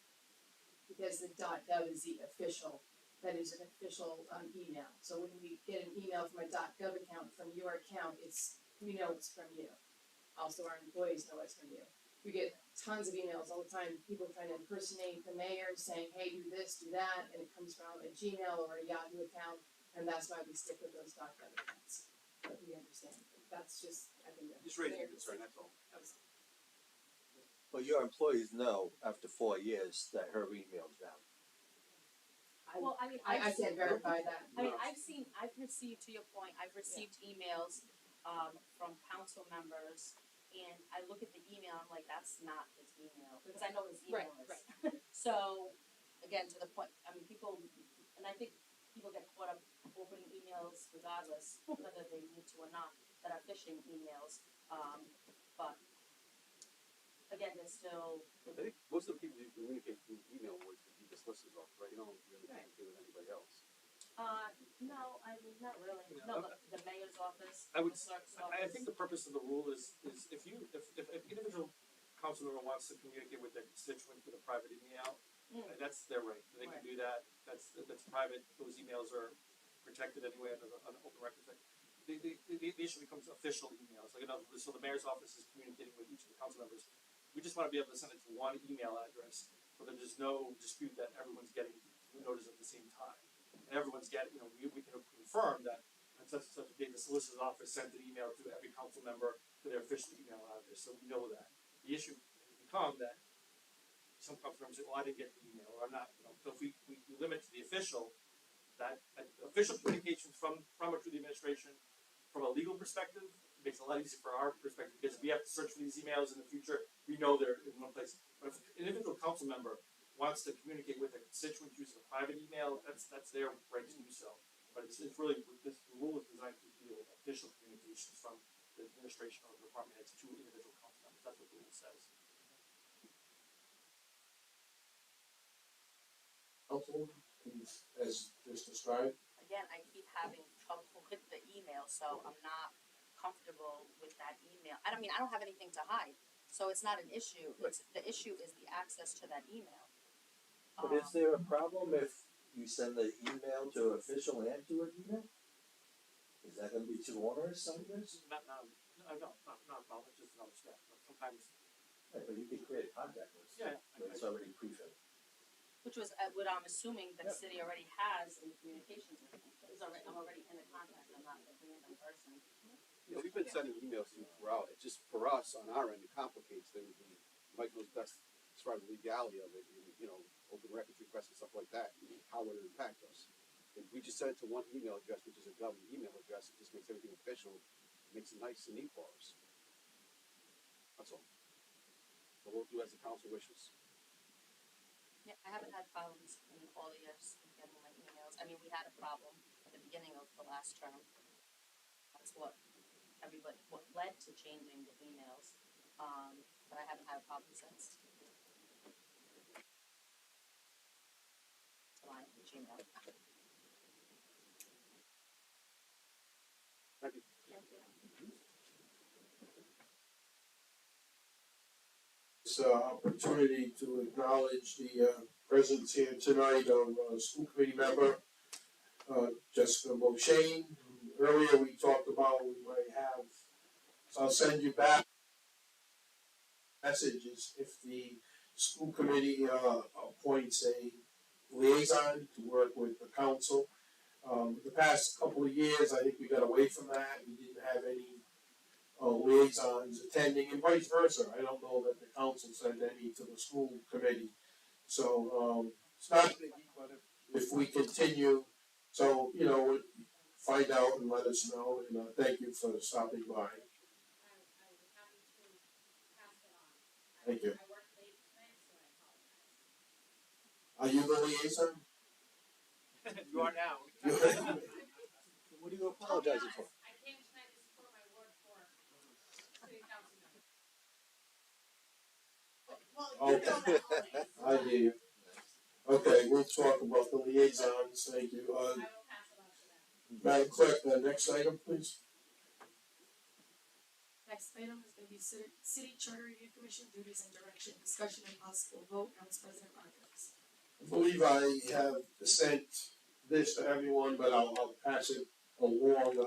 I won't read this. Very simply, I'm sure some of us have been asked by members of the Charter Commission, what do we do with the charge? I don't think the vote actually spelled out the charge, so there is a lot in writing that we have. I'm just recommending that if there are no objections or changes from the council, that I would send this charge to the members of Charter Review Commission, which basically tells them, we'll give them a copy of the ordinance that put the item on the docket, which we know the community passed, obviously, and we will give them a link to the actual city charter, which is public for anybody's viewing on the city website. And basically, our charge is for them to review the charter, hold their meetings. I think it calls for suggested monthly meetings. The Charter Commission shall begin to meet at least monthly, anytime after the full commission is constituted, in months from the date of their election or appointment. The Charter Commission may deliver amendment proposals to the City Council for our consideration. And the council, we will determine after a public hearing, maybe a few, the number of amendment proposals to be submitted to the electors of the city in the next state general election. Understand that there isn't an election in 2 years, so unless we call for a special election for a charter Why wouldn't there be commission. an election in 2 years? Every even year, there's not an election in 2023. No, it's 2 years from now. Yeah, so 2024 is when any ballot questions Right. would go on. Would be the soonest. And that my charge to them, our charge to them would be that they themselves elect a chairperson of the committee. They let us know that. They've asked about a budget. I don't know if they need a big budget, and do you remember, Councilman Lawson, you were on the last commission, did you? There's no need for Budget for what? paper, I don't know, paper clips. Maybe advertising, they might wanna advertise. They might want to advertise, so they can come to us with a But we request. could advertise. Yeah. the Sure. budget for the And they've council. asked about legal representation. I know one of our attorneys attended most of the meetings, so Yeah. I did speak to Attorney Marcello, and he said the department will handle it. They'll take requests. I don't know if they have to be at every meeting, but they will handle that. So without objection, this is the kind of charge I would suggest. I do have the 9 months. So if the last charter review, we got set in January, we were done by June, and that was to rewrite the whole thing from city manager to mayor. I think these folks should have a nice easy pace, and I believe if November 2024 is the election, we have to have the questions into the Secretary of State around August. August. So I would, and I think we may have to amend the ordinance if there's an appetite. That 9 months. To get rid of the 9 months. Yeah, the 9 months is in the charter already.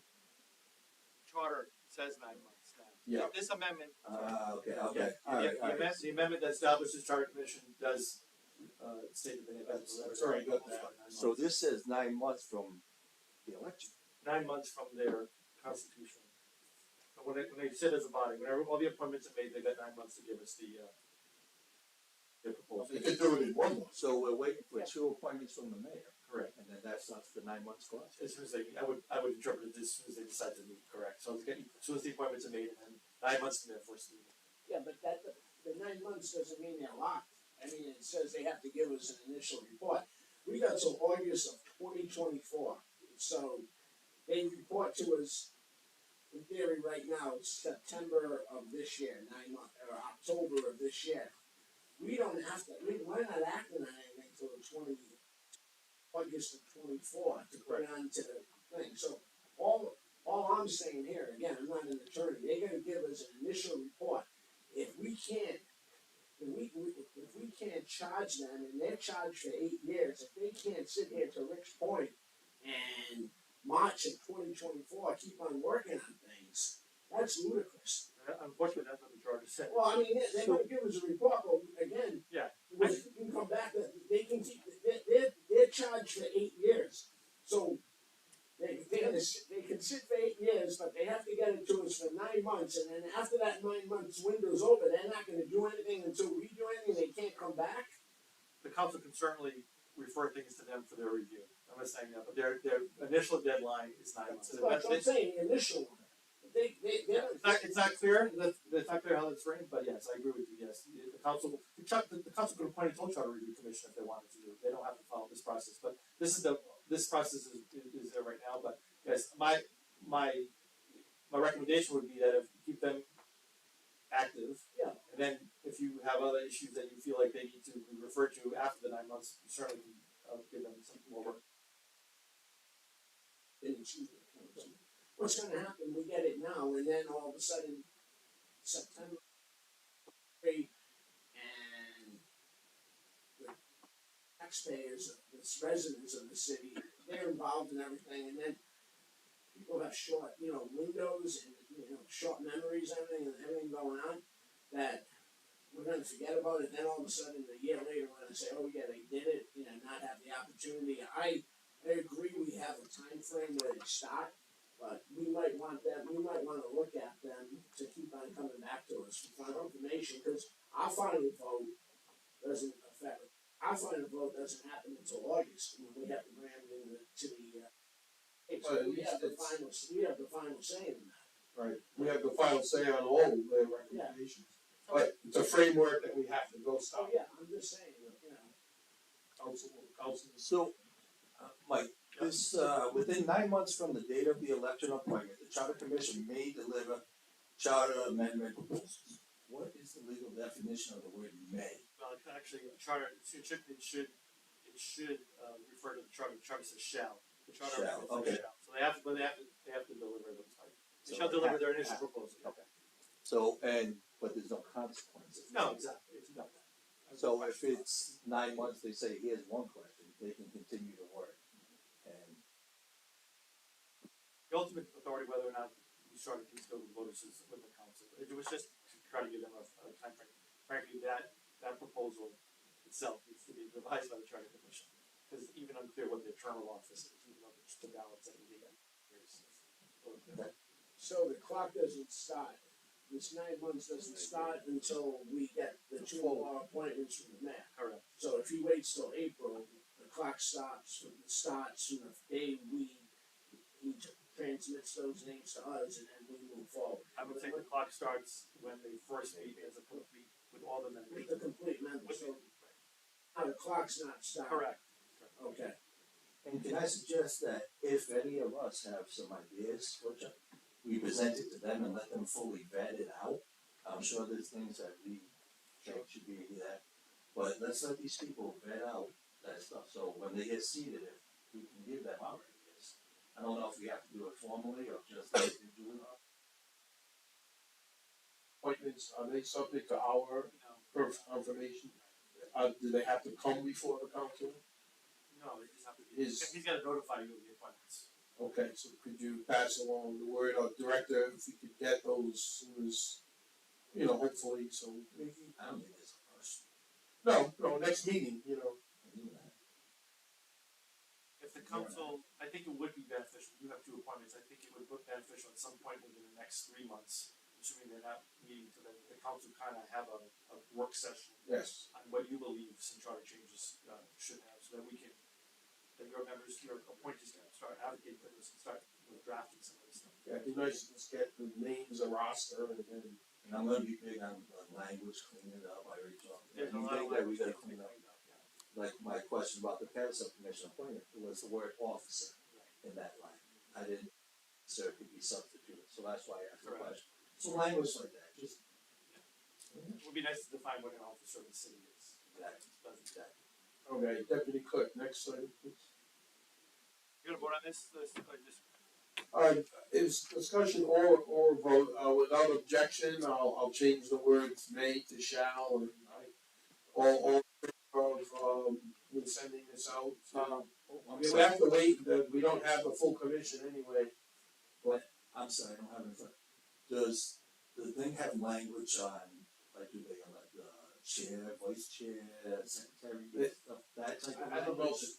current chart, it says, but in their charge, it says they will elect the chair. Okay. If they want to elect the vice chair and the secretary. We had a chair, vice, and, secretary. So the secretary We can obviously suggest takes that. notes, because we need somebody to take notes for that, because Right. The other thing too, we gotta let these people know, once they see that the OMA kicks in. Correct. Right, so they gotta be cognizant of stuff like that.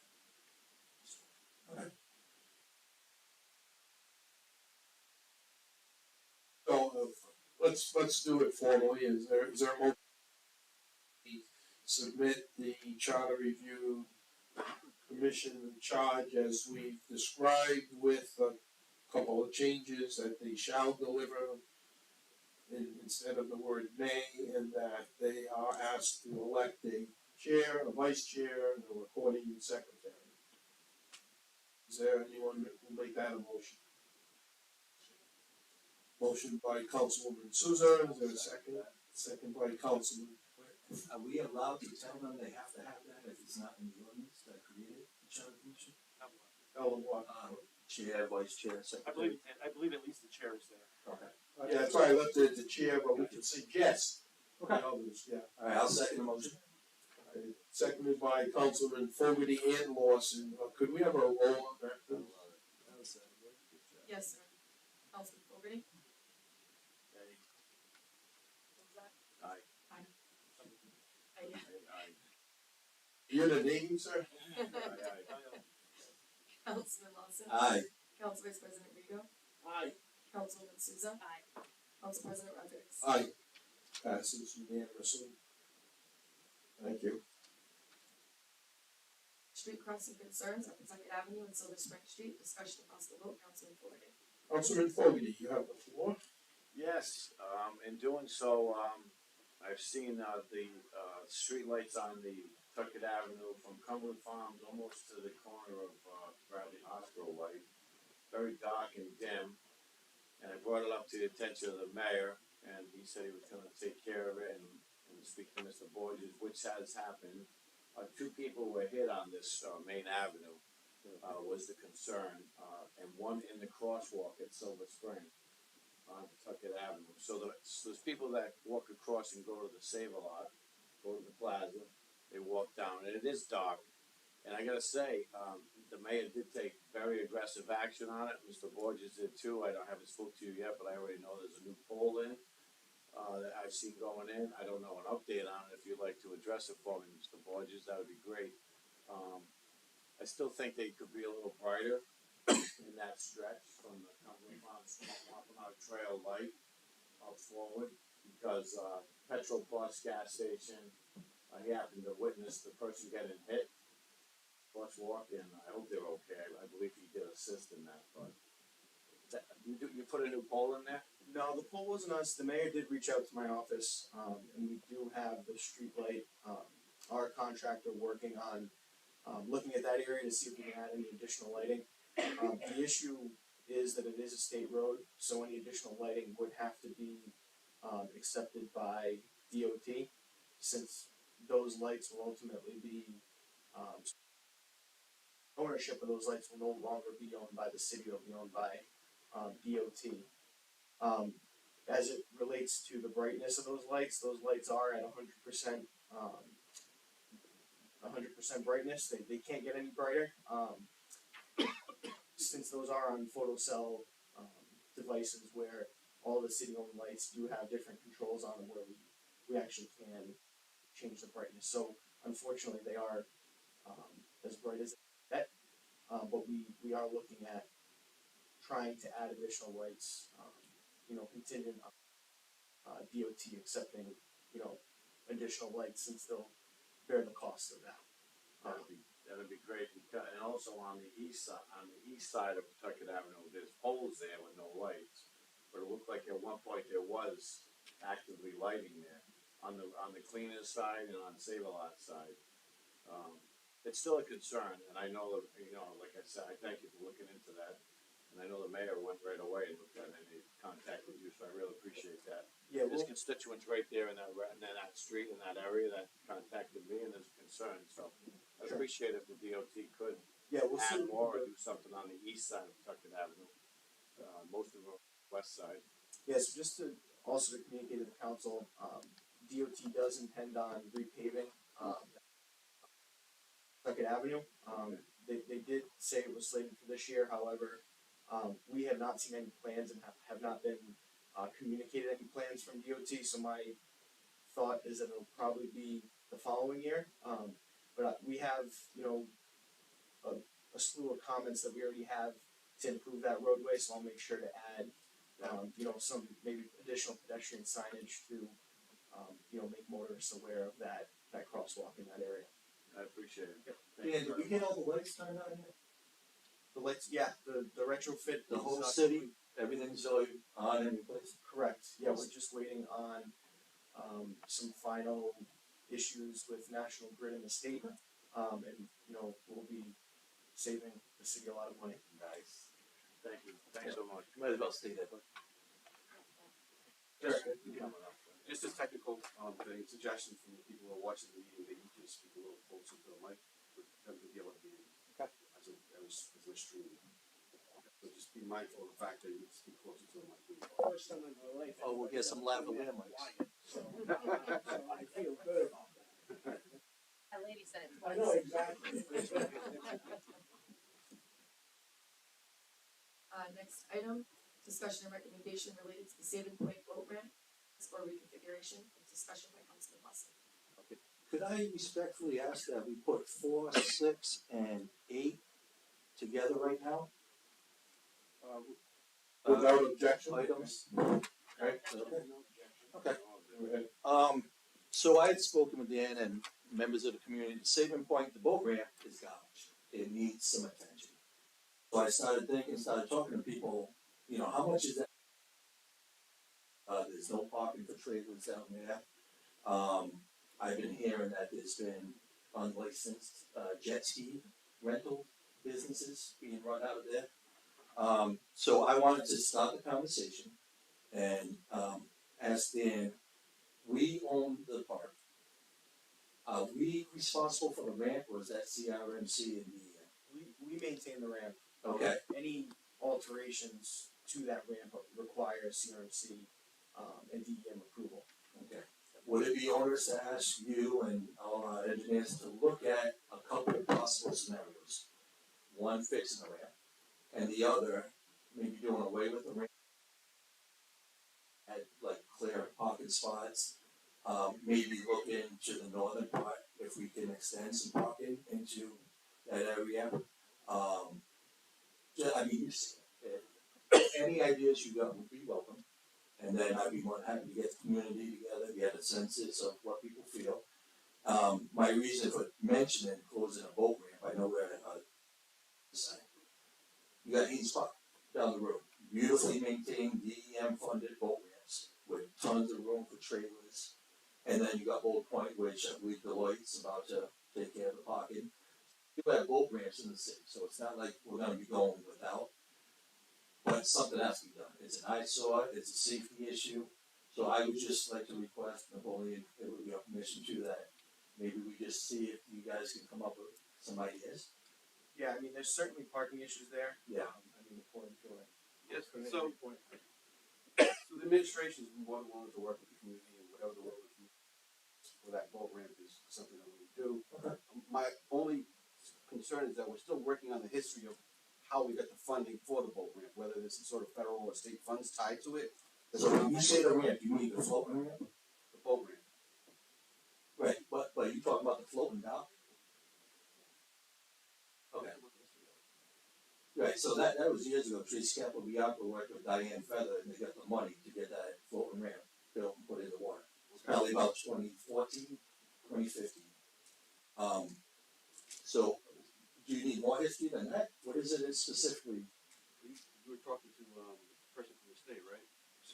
So just so that we're all on the same page, the city's already contracted with an engineering firm to redesign that boat ramp, essentially replace it in place. Okay. That plan has actually been already submitted to CRMC for approval. So what we're looking into is just getting some clarification from the engineering firm to determine whether or not it can be eliminated. Don't necessarily think is going to be a problem, but I can get further clarification on that. But just to be clear, it actually has been already submitted to CRMC for review to be replaced, as is. Gotcha. But that doesn't mean that, if to, eliminate the boat ramp, and if that's the We're not bound by the will of the council, I don't necessarily see an issue with that, but I'm gonna have to confirm that. Okay. Council, I think the issue may be if we use federal funds to build that initial ramp, there may have been a requirement that we keep that ramp open or maintained for a period of years, and that's what we're looking into. Perfect, perfect. And then we had mentioned talking about the decking on the piers, so that we could have a conversation about the. Yeah, that's more cosmetic, and that can probably be done by, city staff Perfect. fairly easily.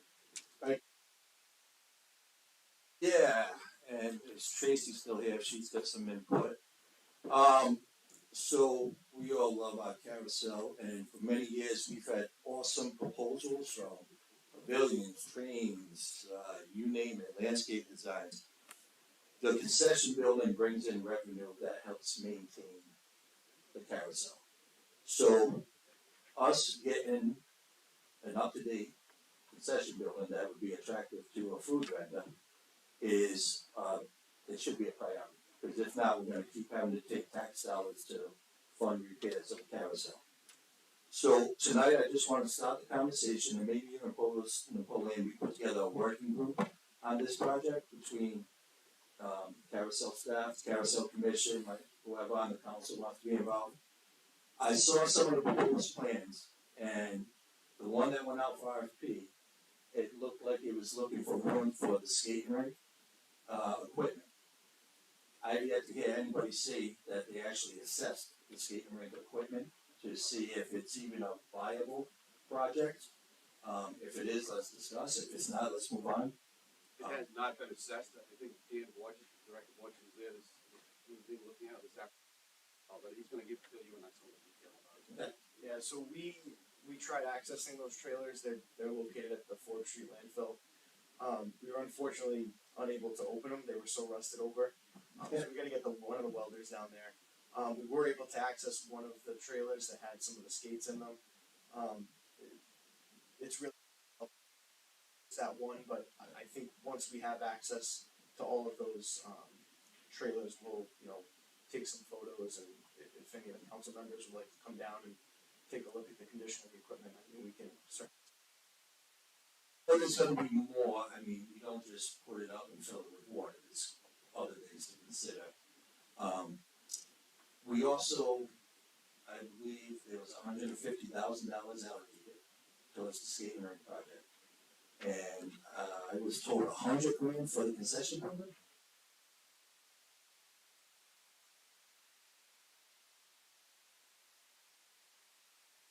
In 2020, we were given 150 towards a building and 100 towards the skating rink, I believe. Okay. And then in 2022, we were just allocated another 275,000. And then we also, the council gave an ordinance on March 2nd of 21 for another $150,000, which could be used for the new building and repair work that the carousel needs. So what I have is $525 for the building and ice rink, and then an additional $150, if needed, could be utilized. Okay. And the bids I saw from the RFP, there was two constructions, the prefab and then I think it was wooden there. 520K was the low bid and 750K was the high. But that was also 2 years ago? So construction costs may have changed. I'm sorry, go ahead. I'm sorry, that's not the updated quote. Oh, okay. That's the original quotes that we received from multiple companies. Okay. Once that quote was received, we had to send all the information to the State Historic Preservation, who came back and said you must add, went back to all of those bidders and asked them to give us an updated proposal. Only one person came back to us, and that was for the prefab building. So the updated quote at that time was $490,000. And yes, that quote again is still too old. We received that back on August 27th of 21. Correct, and all that provides you is, a pure foundation, 4 walls and a roof. And is the historical foundation paying for the clapboard and the shingles? No, they're not. Okay, so what I'm gathering is we do have some funds in place. It sounds like we need to first see if the skating rink's gonna be part of this project. And if it is, then the building design would stay consistent. If for whatever reason the rink isn't, we're probably gonna have to redesign, or you space, the garage can use it for storage and stuff. Yes, Okay, so we can keep the design. yes. Okay. I have a question first on the existing building that's there right now for the concession stand. So the Ansel system and anything, is anything savable in there that can be transferred into a new building like the Ansel system? So technically, the only thing in the building is an Ansel system and a hot water tank, both which will be too small for the new space. So you would not, and it's very old, so you would not look to move it over to the new space. No, Ansel systems, tend to cost a little, bit of dollars and everything to take that into consideration. Even if we can get a second-hand one into this building, it will work, but. The goal in the beginning, and I would still like to see that done, is to work with an incoming business. There is a current leaseholder involved at the moment. If they are still interested, they would get first option, and it's their responsibility to build out the space. We're going to get the walls, we're going to bring the electrical, plumbing, and sewer into their space, but it's up to them to outfit it. And that would include an Ansel system. The rink with the equipment, is there a Zamboni? I mean, I know Director Boyd just said he couldn't get to all the equipment and everything. Do we have an inventory as to what was given the city? I do have a complete inventory list, and there is a Zamboni. Okay. Cause that's another expense, but Ansel system Zambonis tend to cost a couple of dollars here. Does it run? I have no idea. Well, you'll get it to run. I have all the faith in you. We'll try. I can tell you when we received the Zamboni back in 2019, it did start, and it was running. However, that was a few years ago, and everything has been sitting. So what we wanna do is maybe over the spring, maybe even through summer, take all that stuff out of the trailers, do a full assessment on all the equipment there, check on the Zamboni and the chiller and the compressors too as well, that we have to be able to make sure it works. And then from there, be able to, maybe as part of that working group, we can come up with a decision as to what to do with it. Whether, to get rid of it, move on, what the deal is, So whatever. my initial thing would be if you wait till the spring, they can have a concession without Brown or whoever. Our only issue right now is just the manpower and being able to unload it and have people look at it, and then you've gotta bring in, a consultant to be able to look at, help assess it. Correct, unless the city has someone. But also, if the building, we could still use the storage. I guess we could still move forward on at least the building. So, I mean, Okay. just to add one more thing, is that I know that the mayor wants to bring in front of the council or have a work group to go over all the council projects, so you guys can look at this globally rather than individually, so that you can help us figure out what makes sense as far as the timetable, because we haven't discussed the opera projects. There are timetables associated with doing opera. See, is everything on hold until we check out this equipment? Are we not moving right now with anything?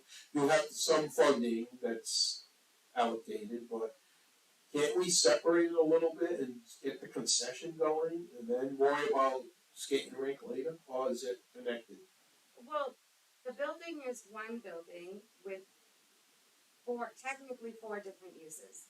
On one end of the building, there is going to be the concession area. You're going to have additional public restrooms, because anybody here that's visited me, one men's room, one women's room, one toilet in each. So, and then it will provide office space that can be used for council staff year round, and then of course the garage space. So it is one building, and the thought behind one building is in the long run you save money. And the thought process has always been think long term, what it is we're trying to do down there, the types of events we'd like to have, storage for private rentals, weddings, and everything like that. So the building is the building, and the ice skating rink was a fabulous bonus. Although it was on the original plans back in 2015, it was always like, we'd love to see this here. We just happened to get very lucky, hopefully lucky, and had the whole kit and caboodle donated to the nonprofit. So you don't say no to a free gift like that. If we can utilize it, fabulous. If we can't, the plans for down there still need to move forward. But again, we need to stay focused. The carousel is the priority, and we still have much to do there. So we just That's what I'm getting at, is can we separate this skating rink from the priority, which is keeping that, and there's still work to do in the carousel, we're not done by any shade. Concession stand is big, it's a reason Bob moved out in the first place, right? Because it wasn't sufficient for them. And so I'm trying to fast track the concession stand, and rate, if it comes, it's not gonna be attached, right, to the concession stand? no, and it's temporary. It's a removable rink. You put it up in the winter and you take it down in the spring. So it has no bearing on the building. The only thing that has held the building up has been the cost. We were only just given the additional funding to bring us up to the $500,000. But the bid we have for a year ago is $490,000. And like you said, emphasize, it's a shell, so you still 4 have no walls, plumbing. 1 roof. It's $490,000 and you still can't use the building. And is that still considered a current bid, or we're gonna have to do this again? We have to start the process over. When do you want to do that? When do you wanna start? I mean, we all know about building costs, they're up every week. I mean, I think we'd like to be able to update the council on the other capital projects, and then see where it fits in, if it makes sense. So it's safe to say that as of tonight, we are at status quo with the concession stand Very safe. at Crescent Park, okay? That's what I want, thank you. If that it's not going anywhere, it's just an unfinished project. Which makes no sense, because this is the third council I've sat on that's tried to get that concession stand up and built, and we still haven't done it, so it says a lot for what we're doing, which is nothing. And I think the So historic I commission, and I don't, we could have built that thing up, you know, we could have had our career center out, but the historical society commission, you know, wouldn't let us do the original plan, right? So that's been the big problem. We couldn't. Alright, I think we wanna move on, is, I wanna get this concession stand part going really quick, because it's a revenue enhancer, it helps supplement the carousel, and we all wanna do that, I think we're all in agreement there. And that, I love his history and everything, looking at the present concession stand right now, I don't see what historical aspects of that concession stand there is, and whenever that was built 20, 30 years ago, objecting to it now, they should have objected to it then, because that's nothing but bricks, and, I mean. well, we can't control them. No, I know, but we need to move, if we have to do something, we gotta do it, but I think we need fully enhance the city, from our standpoint, as far as funding the carousel, when there's repairs and everything, that we get that concession stand up and running quickly as possible. They won't let us. I don't think that they won't let us, is we're Well, what is holding you back? What's holding it back? What was holding it back up until this past October was funding. Because We didn't have the funding. But you're up now to close to $600,000. I'm sure there's some more But now she's going back money. out to a bid, and Right. it goes with Well, that, so that's this why I'm this is the circle, right? Yeah. It's, we go to bid, then we wait to get more money, and then we have to go bid again, and then we have to wait for more money, so we're But never you're aligned. still subject to the historical I'm not saying it right, is it historical The commission? state historic preservation, they have given us the go-ahead with the plan we have that as long as we include the clapboard siding and the shingles. So any new plan has to include that, and that price is gonna be up there. I don't think we have it, I think the plan is the plan, Yes. you just have to start getting Yeah, it I mean, done. So, two things. You mentioned the buildings that are there currently. It's my understanding those were put in place before the easement went on the property. So you didn't have someone looking out for the best interest. Now, can they stop you from just putting up whatever you want to put up? No, you can go ahead and do it, but I want to be perfectly honest with you. They will come, they will take it down, and they will send you the bill. We have to be very careful, and they are very reasonable. If you think about what they're putting forward, they're saying you have this magical treasure here in your city. Make sure it stays the focal point. Make sure whatever you put here matches what has been here before.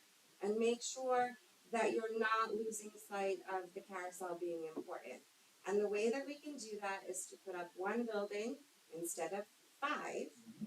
Keep it simple towards the back of the property and put siding and shingled roof so that it matches the carousel. What it's going to do is to improve what you're looking at when you look at the grounds now. What we went out to bid for and we got the lowest bid on, that was a simple steel 4 walls.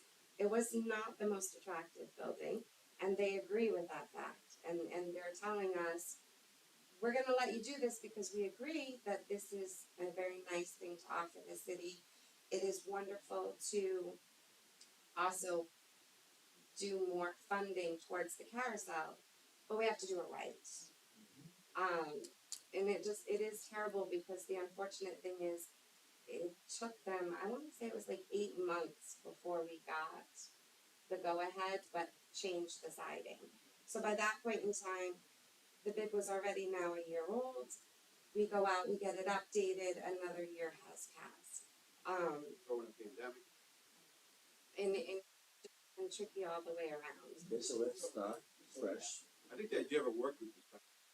That would help. And can we bring in some of the historical folks maybe, just to have a conversation, so. And they really are great to sit and talk with. They kind of keep you pointed in the right direction. I do think, and I am prepared to talk with the nonprofit, the Carousel Park Commission.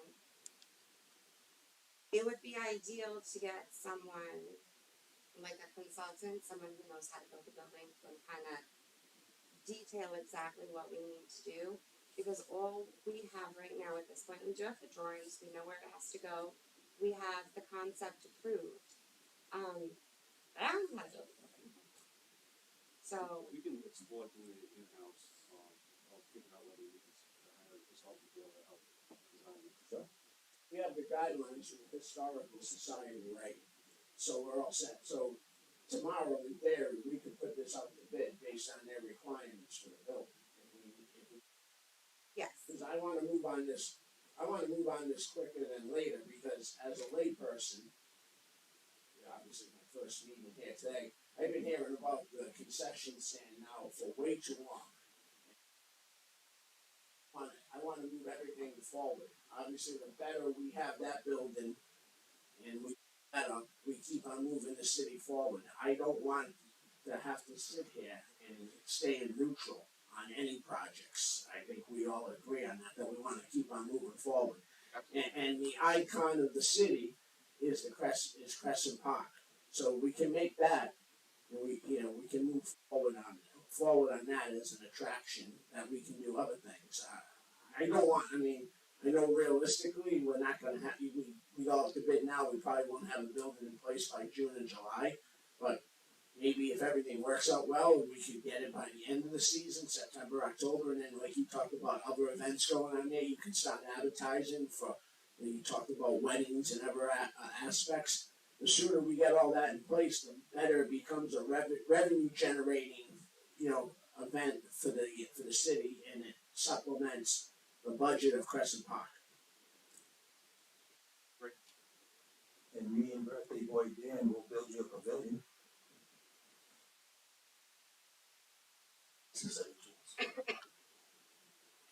Okay, so we have discussed the skating rink, so unless there's something we did not discuss about this concession stand, let's move on to Just a minute, I'll email Tracy and Pauline, I'll email you guys about setting up a work group or something, just to see what your thoughts are.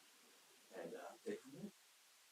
final question, either Director Gonzalez or Tracy, Director. I don't want to see that we are a block in the way. Is there something else you need from this council to move forward? As bid you did, I know the numbers are no good, but can you still that bid spec? I just wanna add, to be very clear, it's, as Tracy mentioned, this is a design for just the shell of the building. Right. So, it's not really a complete design, that cost is not representative of utilities. You're gonna need water, you're gonna need sewer, you're gonna need internal walls, you're gonna need, finish work. I mean, this isn't something realistically that without a full set of detailed plans, you're gonna accomplish this year. So why is it being bid as just a shell? Why not the whole thing? Honestly, I can't speak to that. I don't know why. It was, before. I think this has been sort of working. So can I suggest we have this working group? I think you need a working group. And we get where I'm everything going with Tracy this. needs for that building, and we put it in writing and get it done. I think she has an answer for you if you guys are willing. It was bid as a shell because the hope at that point was a lot of stuff was gonna be done internally. So the thought process when it went out to bid was we purchased the concrete, the city would come in, lay the concrete, because it's not structural, it's just a floor. The city would then put up the 2 internal walls, and wall out the bathrooms. We would then hire an electrician and a plumber. So that's why it was bidded that way. However, certain avenues have changed, and I don't know how feasible that still is. And I still think that having somebody who knows what's required to help you get pricing on concrete and things like that. All of the finished work and pricing has been unknown. You have done a fantastic job there from day one. Keep it up, and we're here to try to find some more funding.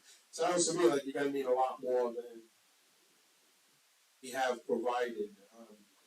Maybe doubling what we have. So we will have to work on it. Thank you. Can we move on to Councilman Lawson, number 5? Thank you. Thank you, Tracy. Yeah, Thank you. which one's for? The opera fund update. Alright, this is gonna be quick, I just wanted to get us up to date. So the info I received was, to date, we have spent $2,705,269 of opera funds. What was the total amount we received in the opera funds?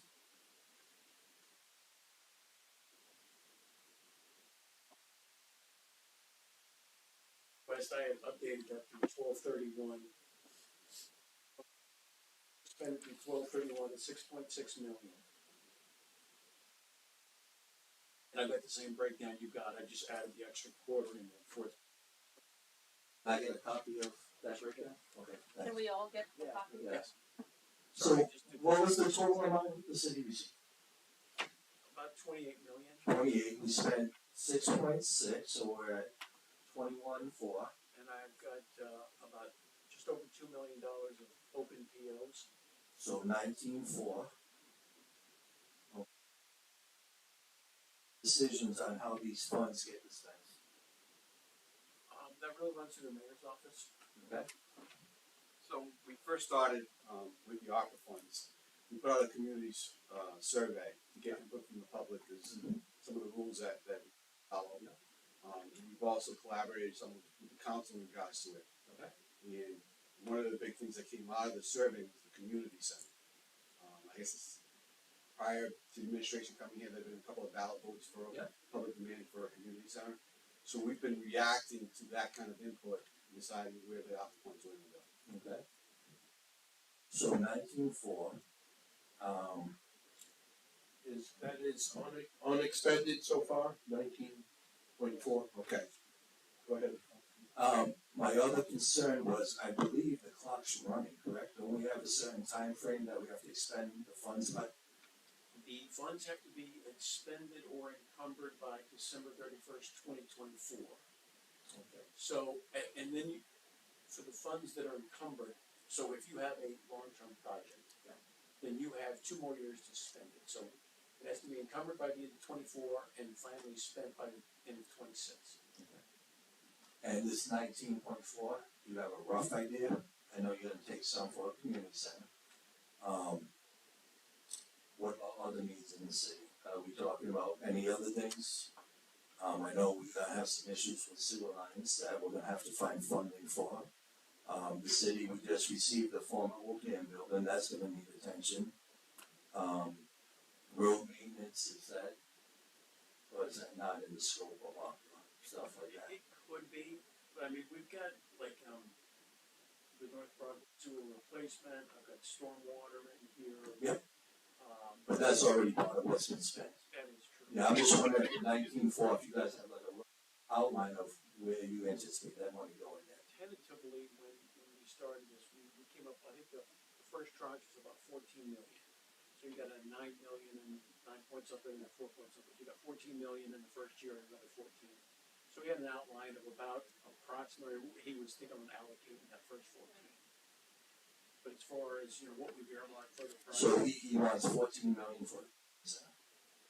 I don't know what he wants for the Okay. And I'm not against that, I just wanna, for our ratification, to know the thought process He behind went this. down today and said, well, he wants to get a better handle with this and how much so we've got, say, approximately 20 that we haven't spent, but I don't know if some of these other projects, there's still money that that's coming yet. Okay. So, obviously he probably wants to use as much towards that community center, so 15. Can I, whatever we have. Can I interject, I would ask the solicitor, what are the guidelines here? Can the mayor's office, do they spend this money directly, or do they have to come to the council with recommendations? Do we have a part in affirming any of this? How is this work? So if you recall, I provided the council, I can distribute the previous council memo about the rules and regulations regarding it. But as I indicated, any expenditure over $50,000, That still applies. still applies. Any council approval. Okay. Contracts or things like that. Well, most of the big opera monies would have to be approved by the Oh, council. yeah. No, I just wanted a rough idea of, I wanted to, and again, with the deadlines, that make sure. yeah, We were talking about a concession building for 5 years now. that answer your general. I don't wanna lose any money because we didn't do anything. So, Councilman, could we go to number 7, which I will defer to you also, 7, okay. So the charter states that the city council has the duty to appoint a city clerk. I would like to propose that we ask the HR department to craft a job listing based on the charter criteria for the city clerk office. She's basically the head of the records office. When we did the charter review, we had Kim Cassie and Val Perry tell us what they do for the council is minuscule compared to the work day in, day out. So I would think, rather than making it seem like another political appointment, let's advertise the job, gather some resumes, whoever's interested, and however you guys wanna do it, and an interview process, if you guys want a subcommittee of us to interview people, executive session. But I guess the first part would be, do you guys agree in advertising the job? Or, I haven't heard anybody say they got somebody in mind, so. right, yeah, that would be the first step. Obviously historically, since, the charter and since 1958 through the last council, positions position of clerk was just an appointment. Never, and really problem-free mostly. But then maybe the wheel, we could ask the deputy clerk, we did provide a process whereby we put together a job description, and I don't want to add anything to it or take away, it's already done. We did advertise last year or so, and we got 10 or 12 or 15. A lot more than that. Well, that we were prepared to look at, and then the council pretty much said, well, let's just wait, keep going. The deputy clerk is saving us money, doing a great job. We've got an election coming up. Everybody, all 5 of us said, yeah, let's just wait. So we waited. So now, if Madam Clerk, if you can, if not, I think I still have it in my computer, but if you can dig out that old job description, if not, I'll also send it along to you. We'll have it on record. It should be on record, and send it to all of us. Take a look at it. If you want to add, delete, change totally, whatever, and then we can go ahead and advertise again and move on from there. That's what we want to do. I don't know if there's any discussion on not doing it. No, you go first. So I think it's important that the council agree on the job description. And so what I think you need to probably do is get the job description as was previously done, and maybe at the next council meeting, work on that job description or agree on it. And it would also be helpful if you post a salary range, so that it can be posted. So the budget. The budget already set that, right? The budget is, the maximum amount is $75,000, but you could set it, okay. 70,000. You can say from. You can say 65 to 70, depending on our experience or whatever it is, but that's something that you're supposed to range.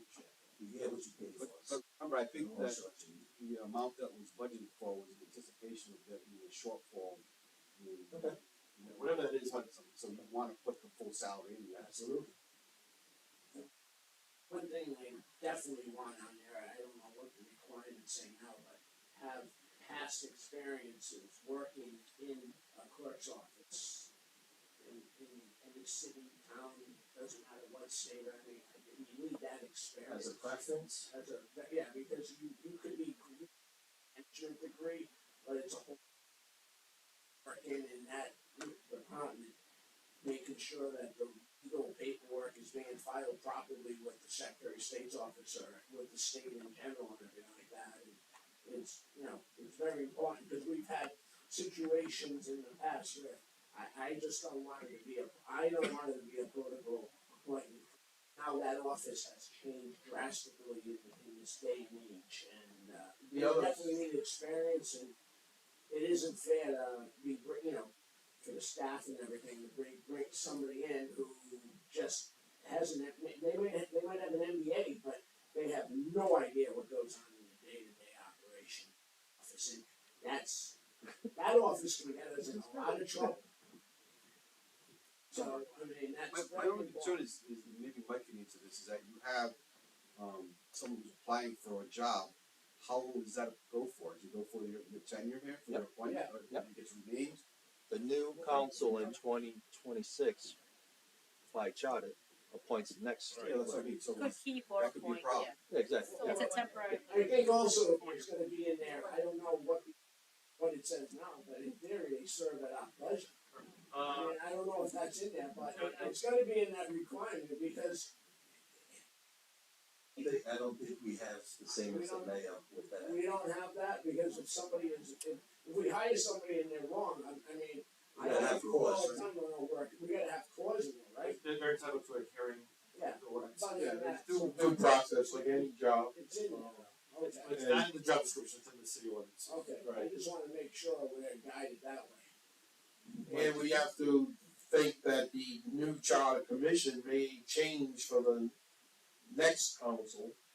The Senate actually did recommend this to be changed last time, and the council vetoed their idea and kept it the way it always was. I think most of that apply for political just understand that this turnover, that, you know, when you're like the boss like that, the next administration may make you. Yeah.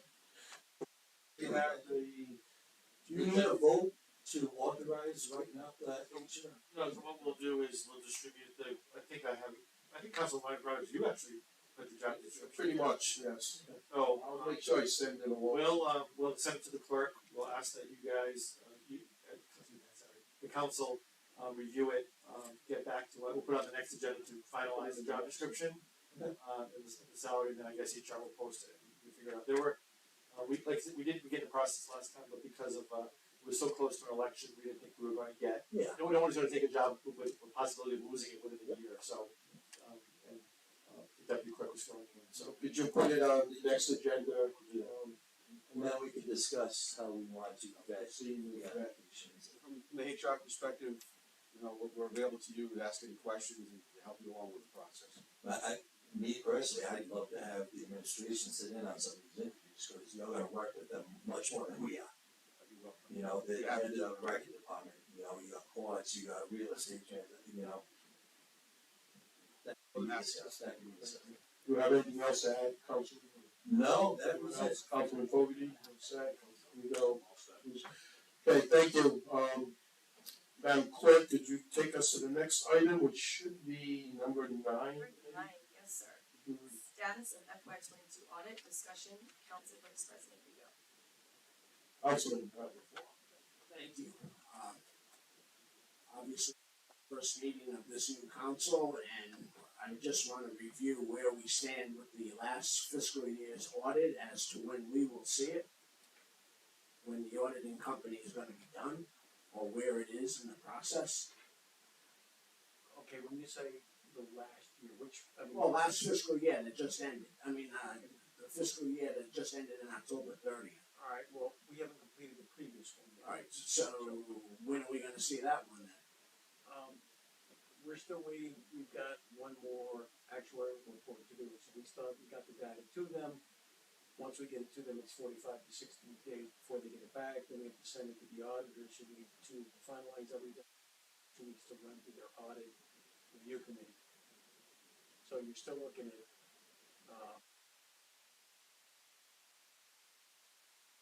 going forward, just to give you an idea, the fiscal year ends 10/31. Per the state law, we're supposed to have it done within 6 months, which would be 4/30, April 30th. The issue we run into is that to finalize the audit, we need information from the state pension. And that is normally not ready till September, October timeframe. So you're already 6 months past the due date before you have more information. Now, we should be able to get you a draft before then.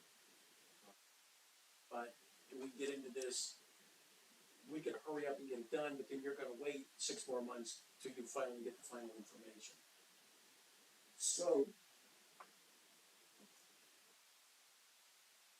let me understand this. So, I was asking about fiscal year 2022 that just ended. Correct. That's telling me that fiscal 2021 hasn't been done yet. That is correct. So based on what you just told me, if you move ahead in the information from the state, we already had fiscal 2021 should already be done. You should already have that information, because if you're somewhere into 2022, we're somewhere into 2022, with that. So fiscal year 2021, we should have that should be completed. We should, that should be already here. Based on you getting the information from the state ends their fiscal year on June 30th. Telling me you don't get the information until September. So our fiscal year ended in 2021. The state already ended their fiscal year. Because they're already on 2022 when we're still on 2021. They start their fiscal year on July 1 of 2021. That's the state's fiscal year 2022. Correct. So, we we should have the information for fiscal year 2021 at your disposal. We should have at least that audit so that the citizens of the city know where we are right now. So 2021, I hope to have that like sooner than later. So I know that the record board has been working diligently to have it done. Part of the problem is that we've had some shortages in the office. We've had a high turnover both in finance and HR, which has affected us. And we're trying our best to get it done as soon as we can. What is it? Where do we stand with the outside auditing firm? Like, where are they? They've given us a list of things that need to be completed. There's a couple of minor things, but really, it's the actuarial report we need. So we get internally, we have two reports done, one for the pension and one they call OPEB, other post-employment benefits, which are the benefits that go with that pension. And then you get the information from the state pension, so there's three. So the state is giving you their information based on their fiscal year ending. So their fiscal year ends on June 30th of 2021 for their fiscal year 2021. So they're giving you the information you just told me, they're giving you the information in September of 2021 on what just happened in the state budget for 2021. That ended in June. So our No. It ends in June 30th, 2021. The state. They 4 or 5 months before they regroup and they send you the information in September of 2021 based on the state's fiscal year of 2021. we do not get that. It's like September of 2022. So the state is a year and 3 months behind. So when their fiscal year ends on June 30th of 2021, they're not giving you the information for that fiscal year that the state ended until basically a year and 15 months later. Okay, so But I you're think right. that's something I'm happy it's coming out. I think that's something that needs to be here because again I'm coming from the private sector and I'm looking at audits and everything like that and I got to answer to people and companies I represent and everything like that. So I think that's great that it finally got out here to the people of the city of East Providence that it's not an internal issue, that there's nothing facetious going on in the city, that there's no nefarious situations, that if we had known this, now it's the state's issue. So you have so correct me if I'm wrong, so in September of 22, you finally got the information that you needed from the state of Rhode Island to end our fiscal year of 2021. Correct. All right. So that clears up a lot of issues. So really the fiscal year just ended in October 30th of 2020 to our budget. We're not going to get that information to the state until September of 2023. So we're like almost a year behind just getting the audited information. Correct. Right. I think that clarifies a lot of the boogeymen in the room. That there's nothing going on. I'm happy that you answered it that way. That it's nothing that this council, the administration's doing. That we're being held up by the Department of Administration of the state, so we can do our part of it. I thank you for clarifying that. I got a question. So I just want to make sure when the charter, section 3-5, powers and duties, the mayor, item 4, prepare and submit to the city council within 90 days of the close of the fiscal year a comprehensive annual report of the financial transactions and administrative activities of the city and prepare and make available for distribution to the public within 6 months of the close of the fiscal and audited complete financial statement on the finances and administrative activities of the city for the preceding year. Do we do that? No, because it's So we're violating the charter. And per state law says you've got 6 months to get it done. If you don't, you apply to the Auditor General for an extension. And that's the way it goes. So a comprehensive annual report, is that different from an official audit? That is the audit. That is. So, I mean, so, that's why I brought this up, because if you read the charter, and we should have, in theory, we should have 2022 based on what just ended, as what Rick said, we should have that now. And that should be done by April 30th. Yeah. But we and I've said this when this comes up, I don't think the state's ever gonna get it to us on time, but we're gonna meet that April 30th deadline. Because they changed there's a federal organization, GASB, Government Accounting Standards Board, and they've changed the rules. And we're the only one that has this problem because of our fiscal year. Everyone else doesn't have this problem, but the way it's worded is, we're waiting for the state to get that information.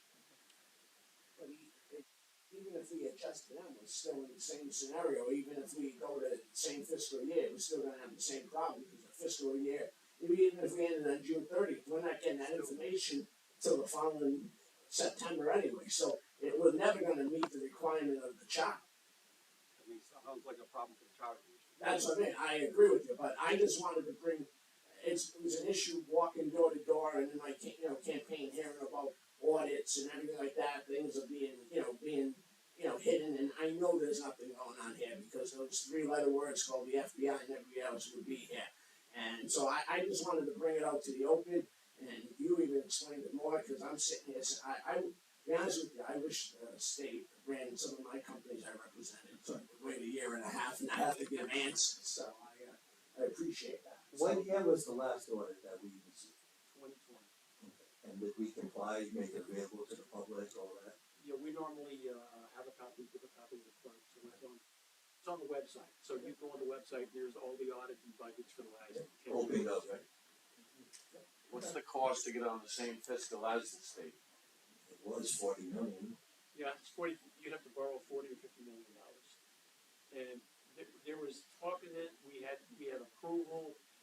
Well, when they decided when it went to the voters, and we decided to build a new high school. Yep. They're only available to do either synchronize the fiscal year or you can do high school. And of course, obviously, the vote was for the high school. I may at the next meeting put a resolution asking our state reps to look into with all this budget surplus we keep hearing about. Something I don't know. I don't know the answer. It's been explained to me a million times. Are we a quarter behind? Are we 3/4 ahead? But it wouldn't be a bad idea to at least ask the question if maybe this find a way to help us get in sync. Borrowing what, $200 a year just to borrow money to cover this. Yeah, because the way it works right now, in most places, you would start your year on 7/1 and on 6/30. You've got your 4 quarters. Yep. The way ours works is that we run out of money in January of every year. Right. And that's because the way we're synced up. And so realistically, you'd say, okay, when do you run out of money in, say, February, and then how much? Certainly a couple of quarters collection, state aid, but it's really, say, $50 million. So again, I'm talking from a corporate standpoint, and with fiscal years, is it feasible, and it's gonna cost everybody money, but it catches up? Could we do a bridge year? And I'm just putting you on the spot now, you don't have to give me an answer, research. Could we do a bridge year?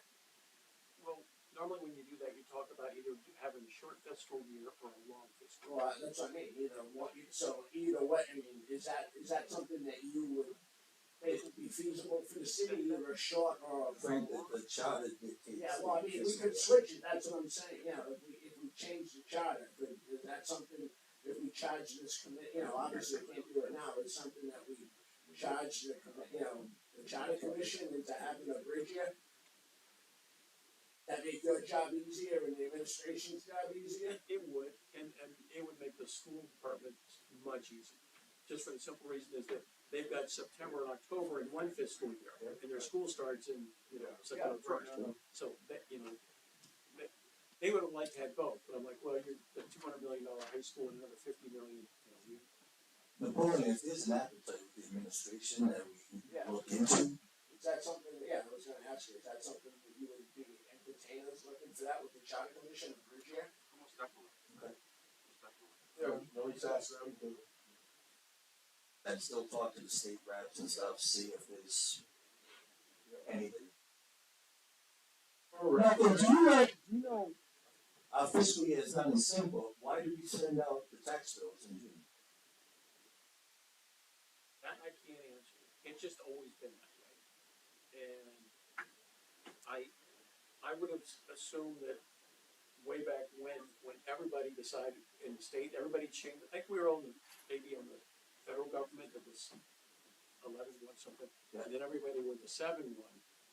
So and what happened is we picked up money. Gotcha. So now, we're behind, if that makes sense. Okay. I have just two more things if it's possible. And thank you for the report through November. Is it possible that we, at our second meeting of each month, that we get the prior month's expenditures, so we're not so far behind now?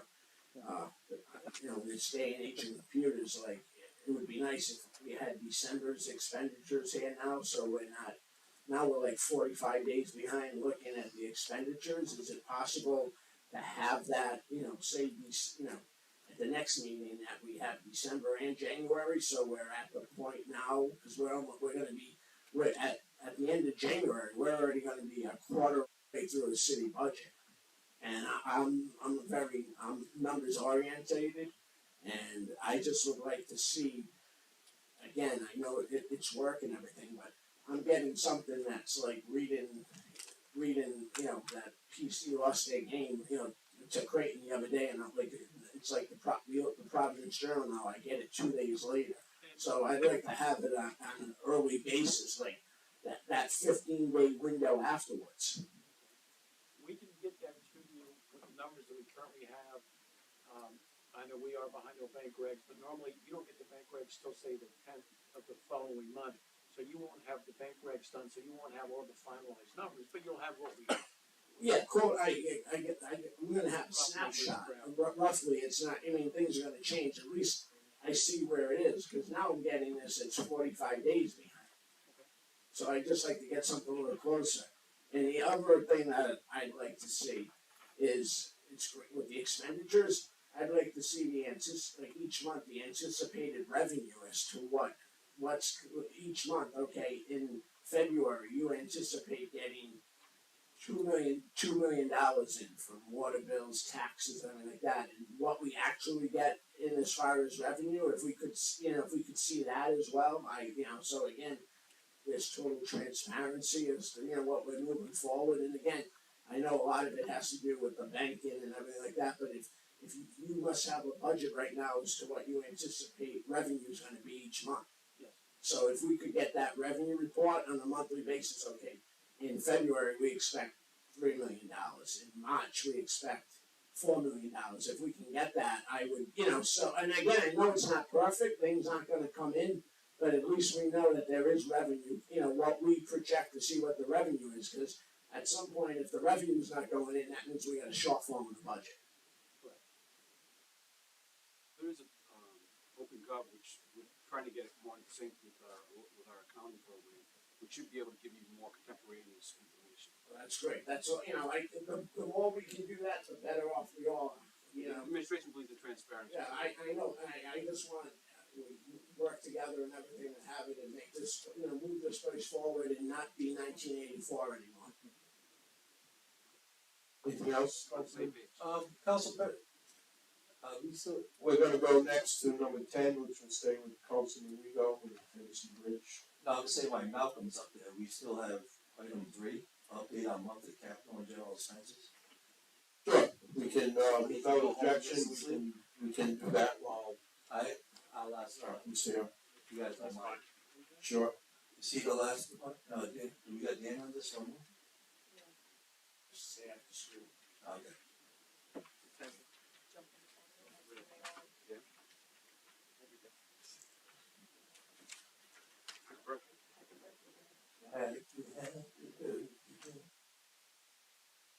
expenses are just, you've gotta buy, first page is like a summary that's by department, the second one has the detail. Say if there, I mean, you're only one thing, and it's hard to say about any of that, but as a general rule, I would say 80% of the departments are under budget. There's always a few that are over. A lot of times it's police and fire that has to do with contractual overtime.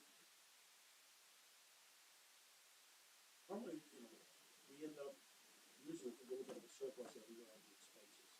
It all depends on how the revenue comes in. We were collecting over $100 million. If we're 1%, that's $1 million. I wanna thank you and the administration for that, cause again, getting back to my annual stuff and everything, so, again, back to my best practices, 8.3% of the budget in theory each month. If you take 100 divided by 12, you get 8.3. So I looked at all the budget, I looked at all the departments, and there's obviously line issues, and I'm not gonna bore everybody, but everybody, if it stays this way, you've done a good job as far as saying what the expenses are gonna be, because right now everything is matching up. There's not one department that says that is at 72%. Everybody's in that 92, 90 range and everything, which is around, that 8%. So, I just wanna say, you've done a nice job as far as looking at, projecting that right now. In 4 months, I could go back and yell at you, but I mean, right now, it's that way. I just, to let people know that, it takes a lot to run a business, and you people are running the business. Well, thank you. Just be wary that sometimes there might be certain months where it's gonna go way over, and Malcolm could better explain that the trends. Oh, yeah, I get that. Life happens. Yeah. Just a quick example, Councilman Cahoon always used to ask, in our rubbish collection, we had contracted that out, so at the beginning of the year, we've got a purchase order for almost 100%. So he's like, but you have nothing left. I go, well, I know, but we put a purchase up for all 12 months. Right. And so that's why it's a little bit sweet. Same with like the road contracts. Yes. That made. Anything else, Councilman Rito, or anything else on that topic? Good? No, I'm good, thank you. Good, thank you. Madam, thank you, Director. Madam Clerk, we're gonna go back to 6, I believe number 10. Yes, sir. Henderson Bridge property ownership and present zoning discussion, Council Vice President Rego. Thank you. Again, this has been a topic that's been getting a lot of newsworthiness in the Boston Globe, and with those 25 acres coming up, I just want to go on the record. I think you will agree that technically right now the 25 acres that will become free. Right now, that's owned by the state of Rhode Island, correct? Yeah, I believe. So the waterfront commission. So it's owned by the state. So It's owned by them too. it will be sold by the state of Rhode Island. The city of East Providence will not. We're not selling it unless they turn it over to us. But if there was any sales when that happens, just like similar to the 195 scenario, that the state would be the one that would sell the property to the individuals or corporate or anybody that wants to buy it. Am I correct in saying that? I think you are right, but we work well with the state, so I'm sure they would welcome our input as to who we sell it to, who we sell it to, as far as planning of the overall use of all that acreage. My next question to you. And just to be clear, even if the state sold it to somebody, our zoning takes precedent, right? They can't just build whatever. Okay. That was my next step. Where, again, there's nobody here from zoning, but I trust your input and I trust the solicitor's input. I'd like to see the present zoning, so of where that acreage is, so if we can start working on it, so I don't want it all of a sudden that the cat's out of the bag and we have some bad, the zoning right now could be for, be something that doesn't meet up what we want as far as a council, as far as moving forward, what we want this city to envision to be like, and, so as Councilwoman Souza said, the plans are still in effect. So if we need to take care of that zoning now, I don't wanna be sitting here through litigation, cause the state sold it to somebody, and that somebody said, we can do this based on your zoning right now. So I think we need to take a proactive approach to that acreage, to see where it is. Are we allowed to zone property we don't own? We zone the area, I mean, right now, we're zoning, yeah, we zone the area, I mean, just see what it's currently. yeah, that area is zoned, I mean, there's zoned. Zone for ramps. Yeah, but I mean, but there's other things around the ramps, I mean, that, so if, answer Councilman Lawson's question, the closest zoning to those ramps would be what? I'm assuming industrial, but I don't wanna. Well, that's what I'm saying, so that would be what would be. Correct. What would be there, so if we need to rechange that, now's the time to rechange that, not after the fact. I just wanna be, again, I don't wanna be living in I don't wanna go back to the future, I wanna be ahead, cause there's too many issues that have come before other councils that their hands have been tied because of outdated situations in the city. And I don't think any of us wanna be part of that anymore. We're not going back to 1984. Okay. So, I wouldn't mind looking at zoning throughout the whole so I think let's designate some open space, stuff like that. in regards to that property, the state ownership of it, I welcome conversation. I'm not particularly well versed in it, but I think the administration could give you a better idea and give you more up-to-date information on what's going on with it. Yep. So maybe we can reach out, we can set up a group meeting. Yeah, I agree, I think if we need to have a workshop and everything here and see where we are, again, this is gonna come quicker, quick, cause everything in life comes quick now. So we're here, and then all of a sudden, that's gonna be here, and it's gonna be knocked down, look at that, ribbon cutting, nice new bridge, ribbon cutting's gonna come, and all of a sudden, oh, guess what, the state just sold 5 acres. There was a very nice presentation when that project started.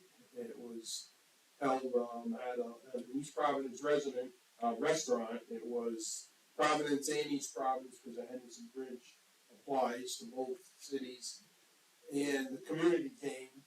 And now toward the end of the project, maybe we can do something else, a community meeting where we discuss the completion and potential of what could happen there. Let's avoid a meta combination. That's what I'm trying Stay to. open now. I didn't wanna say that word, but that's what I'm trying to. No, let's be proactive, let's make sure To that. have one, we don't need to have any of those issues anymore. Okay, I'd like to move on, unless there's something new on this. Madam Clerk, could you go? Yes, sir. Next item is distribution method of bi-monthly council docket to members of the city council. Discussion, Councilwoman Souza. So I just want to make an addendum, maybe bi-weekly, since we have 2 meetings a month, so it wouldn't be bi-monthly. So this kind of was spoken briefly. I'm sorry because my voice is Go on me now. Welcome from Rigo.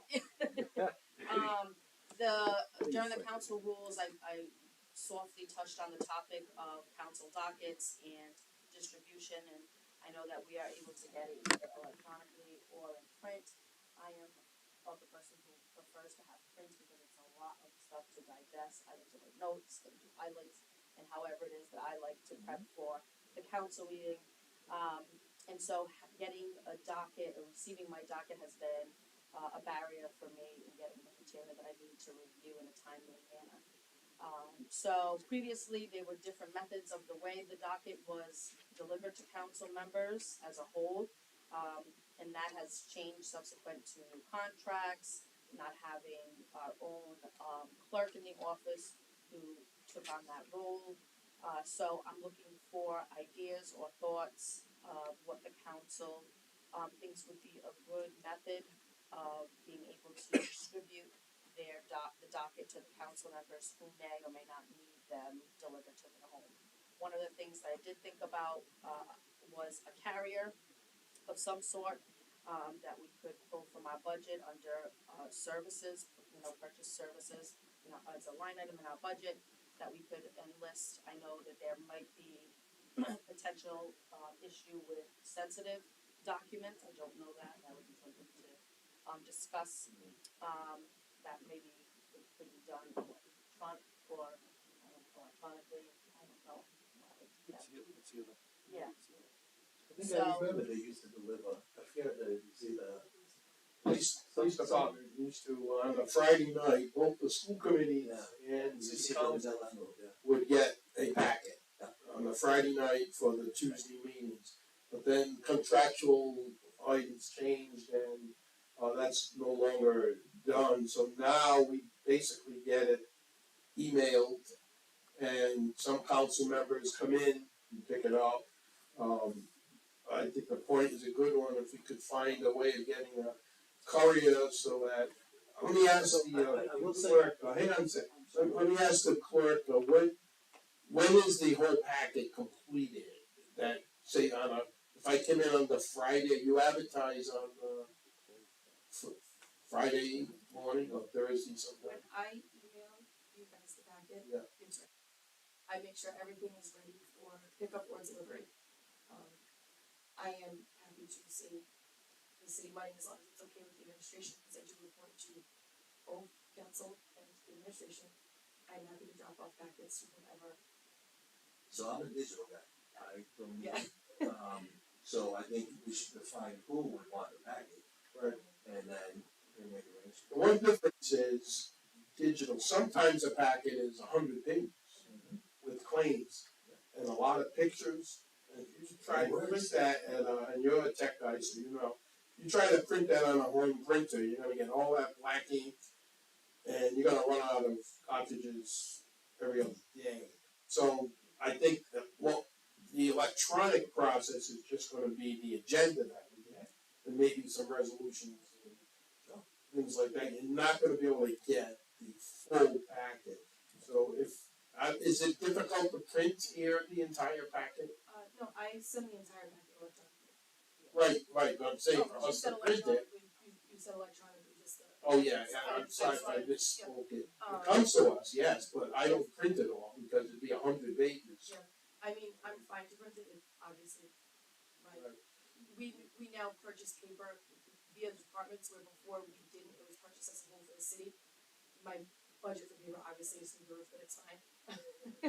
Sometimes I would just say it come out of it would come out of the council budget. I try not to put the paper out of the council budget too often, because we do use it in the office every now and then. Maybe I'll throw 5 cases. I try not to use your budget at all, to be completely honest. So the question is, what is our preference for delivery? If anyone is. So I have a solution or a proposal put out. I like sit in front of my laptop and do that, but I also like the hard copy to do things. And we talked about a courier and some legality. What I know what a courier is going to charge us. If we hire a detail and it comes out of our budget, if we hire a detail,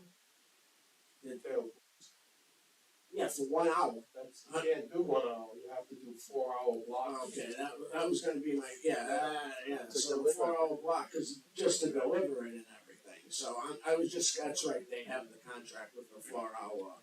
So how many poll the council? We know Councilwoman Souza would want a packet. Who else would want a paper packet delivered to your house? I like looking at things like we've talked to everything. There's certain things that you want to make certain things you want to make notes on. I sit there and go through the laptop and So you would like the paper? I printed out a couple of pages and everything. So I mean. Is that a yes or no? I'm a yes on paper. Okay, so there's 2 yeses to have delivered to your home. I'm okay with the electronic, but I'm not gonna print all the stuff. Mr. Fogey, what's your preference? I'd be happy to pick up Miss Souza's and Mr. Fogarty's and Mr. You're retired, that's right. There we go. I would be happy to drop them off. And I don't. I would also take one for myself. So one of the solutions that we can do is we can put a mailbox dedicated to the council outside of the building, so you can come and pick it up at your leisure. I would be happy to deliver Miss Souza's. So then, I'm gonna ask Councilman Fogey. No fee. Would you get in touch with the clerk and set up a time, and then you could do the deliveries? I'm by here a lot, so it's not an issue. Right. But we want it to be consistent. Yeah. You're not taking advantage of my offer. You said no fee? No fee. No I always- negotiation with Franklin. When I send the email, Councilwoman Susan will attest to this, I always will let you know that the packet is ready to pick up. If there's ever a problem, please let me know, I'm happy to do so, I dropped her packet off for this meeting. pick up the or three. so. So you could call Councilman Fogarty, if they're ready, you can go get them I appreciate and deliver. Okay. Well, thank you, Done. I appreciate it. Thank you, Councilwoman, solves that. Council President, just because we're still under old rules, 10 o'clock's approaching. Do I So, gotta wait till I- 10 to extend? So let's just hurry up. Okay, I'm fine with that too. We got 5 minutes. But until we Next vote on the item, rule. Next is new business, mayor communications, appointment, reappointment, Ryan Council Confirmation. At the pleasure of the council, I ask that we bundle. I do have a question on the 2 appointees to the Board of Assessment. I didn't receive anything on it. And we know a new assessment's coming. This is gonna be an important board. Do these folks have real estate experience, tax experience? Yeah, I'm just thinking back to, what was it, 2016, when we got sued by the, our over assessment, so, I'm fine, if you feel that they're the right people, I'm good with that, I just wanna make that point that this is an important board, and I just haven't seen anything on their background. Okay, so, Michelle DeMayo, she currently is the Bristol tax assessor. She's been in that position since 2017. She has an extensive background in tax assessment. She's worked in that position. What year I was don't- that, I'm sorry? So she's been a tax assessor. Could you repeat it for the record, thank you? Michelle DeMayo's been a tax assessor and a collector in the town of Bristol since 2017. She also was a probate assistant in the town of Bristol. She has an extensive background in assessment. She also belongs to the International Association of Assessment Officers. So she's more than qualified in that position. Now, the other candidate, or the other applicant is Lucy Rose Correa, who has an MA. She's a very, she may be a lay person when it comes to this, but her resume is very impressive. Just to give you a few highlights, she has a master's degree in holistic leadership from South Regina. She's president of Esperanza, Hope Now. She received an award from Providence Business News in 2021 as a leader and achiever. She's got numerous awards here. She definitely has the ability to look at some of these complicated tax assessments and make a very informed decision. See, I'm missing from that background where she has that experience. Holistic? So the idea is that we have a layperson from the community that can evaluate these things. And I think Miss Lucy Rose Correa is very well qualified to be able to deal with this. In this board, we want lay people on it? She's not just an ordinary layperson. Like I said, I read part of her background. She's a very educated person, and she brings that perspective to the. Sure. With the appointments that we gotta confirm, can we get maybe a CV beforehand? We discussed this. This solicitor can have a little input into this. Yeah, so the problem with, yeah, you could, if, a lot of times people apply, they apply online, and there is a requirement of a CV. A lot of people don't have an updated CV, but they do fill out kind of a little background. The idea, we're concerned about if you require a CV, there might be people who will be discouraged from applying because they don't have a current or an updated CV. Because a lot of these boards, certainly Board of Assessment, but a lot of the boards like, the zoning board or whatnot, they will not be. No, I get that. So that's just kind of where we're at, so, you can certainly, we can provide you all the information that's provided to us on the portal. Yes. And again, it's mainly, like I I said, get it, yeah. assessment review, this is gonna be a big thing. Yeah. I mean, we've got, should the assessments be coming out soon? Or working? 12/31, they're in the process now, so the role will be certified by 12/31 this year, but the assessments will be probably out in May or April, I think. The final role will be certified. There are 5 on this board, correct? 5, yeah, right now, yeah, These two will be. we'll make it, yeah, exactly. And I agree with everything you're saying, Councilman. I think also these boards are meant to be representative of the community as well. So you may have a combination of a skilled professional, but also a community viewpoint with a relatively impressive background, you know, not just, so it's, No, I get that, and Yeah. again, if it wasn't. I don't know the either of assessment these board, people. I wouldn't mention it, but, right. I'm just into, what do you say, man? I think the preliminary assessments, don't quote me on this, because I'll have to talk to the assessor, but I believe she said that, April, May, the assessments will be out. And then, as you know. These two appointments require council confirmation. Do we have any other discussion, or is there a motion? I'll make a motion to, you wanna do one at a time? Oh, let's do one at a time. I make a motion to approve Michelle DeMayo to the Board of Assessment Review.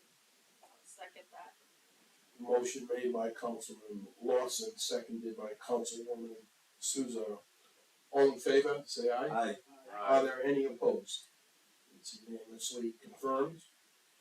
And I'll also make a motion to appoint Lucy Rose Guerrero to the Board of Assessment Review. Second. Also, seconded by Councilwoman Souza. Councilman Lawson made the motion. All in favor, say aye. Aye. Are there any opposed? The ayes have it unanimously. Director Gonzo, can I just ask one question? Are you able to tell us where in the city each resident is located by ward? The candidates, That would be so. I don't necessarily have that And the information. zip code? Yeah, the zip code on.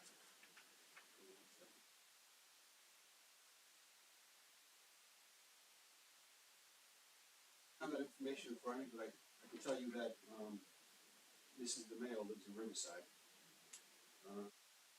Second, let me see if I have anything. Probably next time we should have the addresses.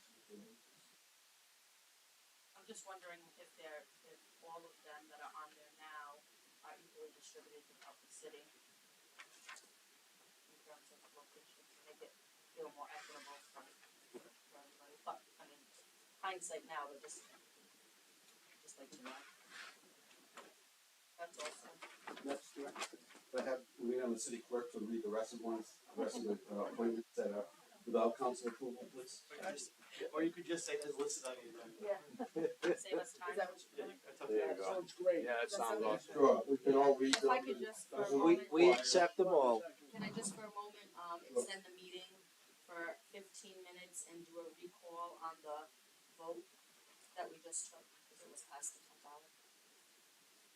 A motion by Councilwoman Souza seconded by Councilman Lawson.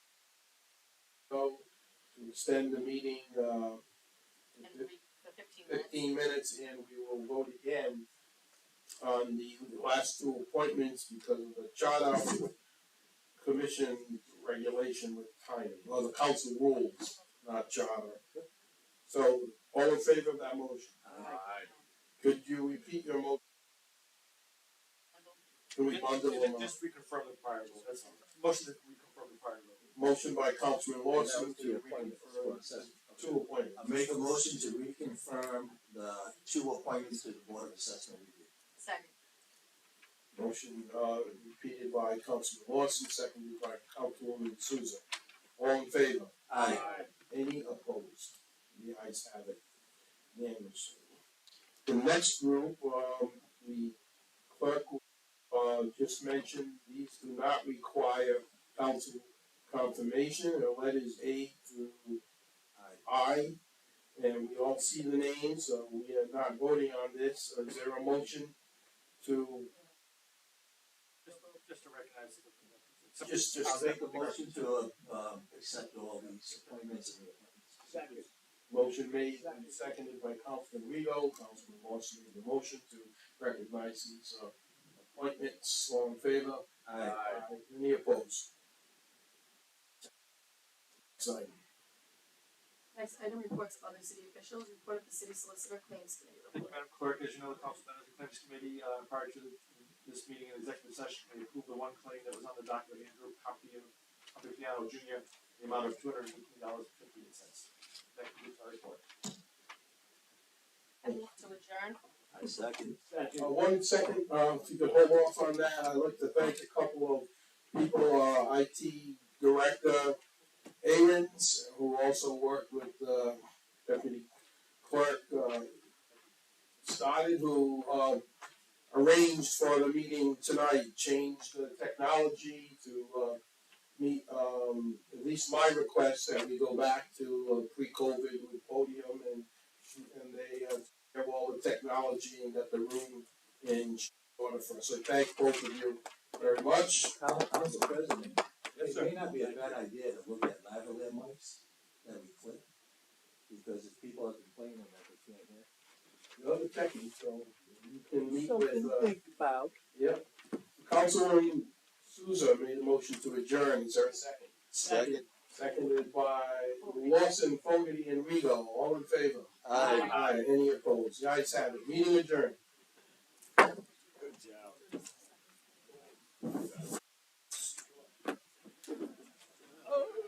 This is gavel from the Olympic meeting, 1967.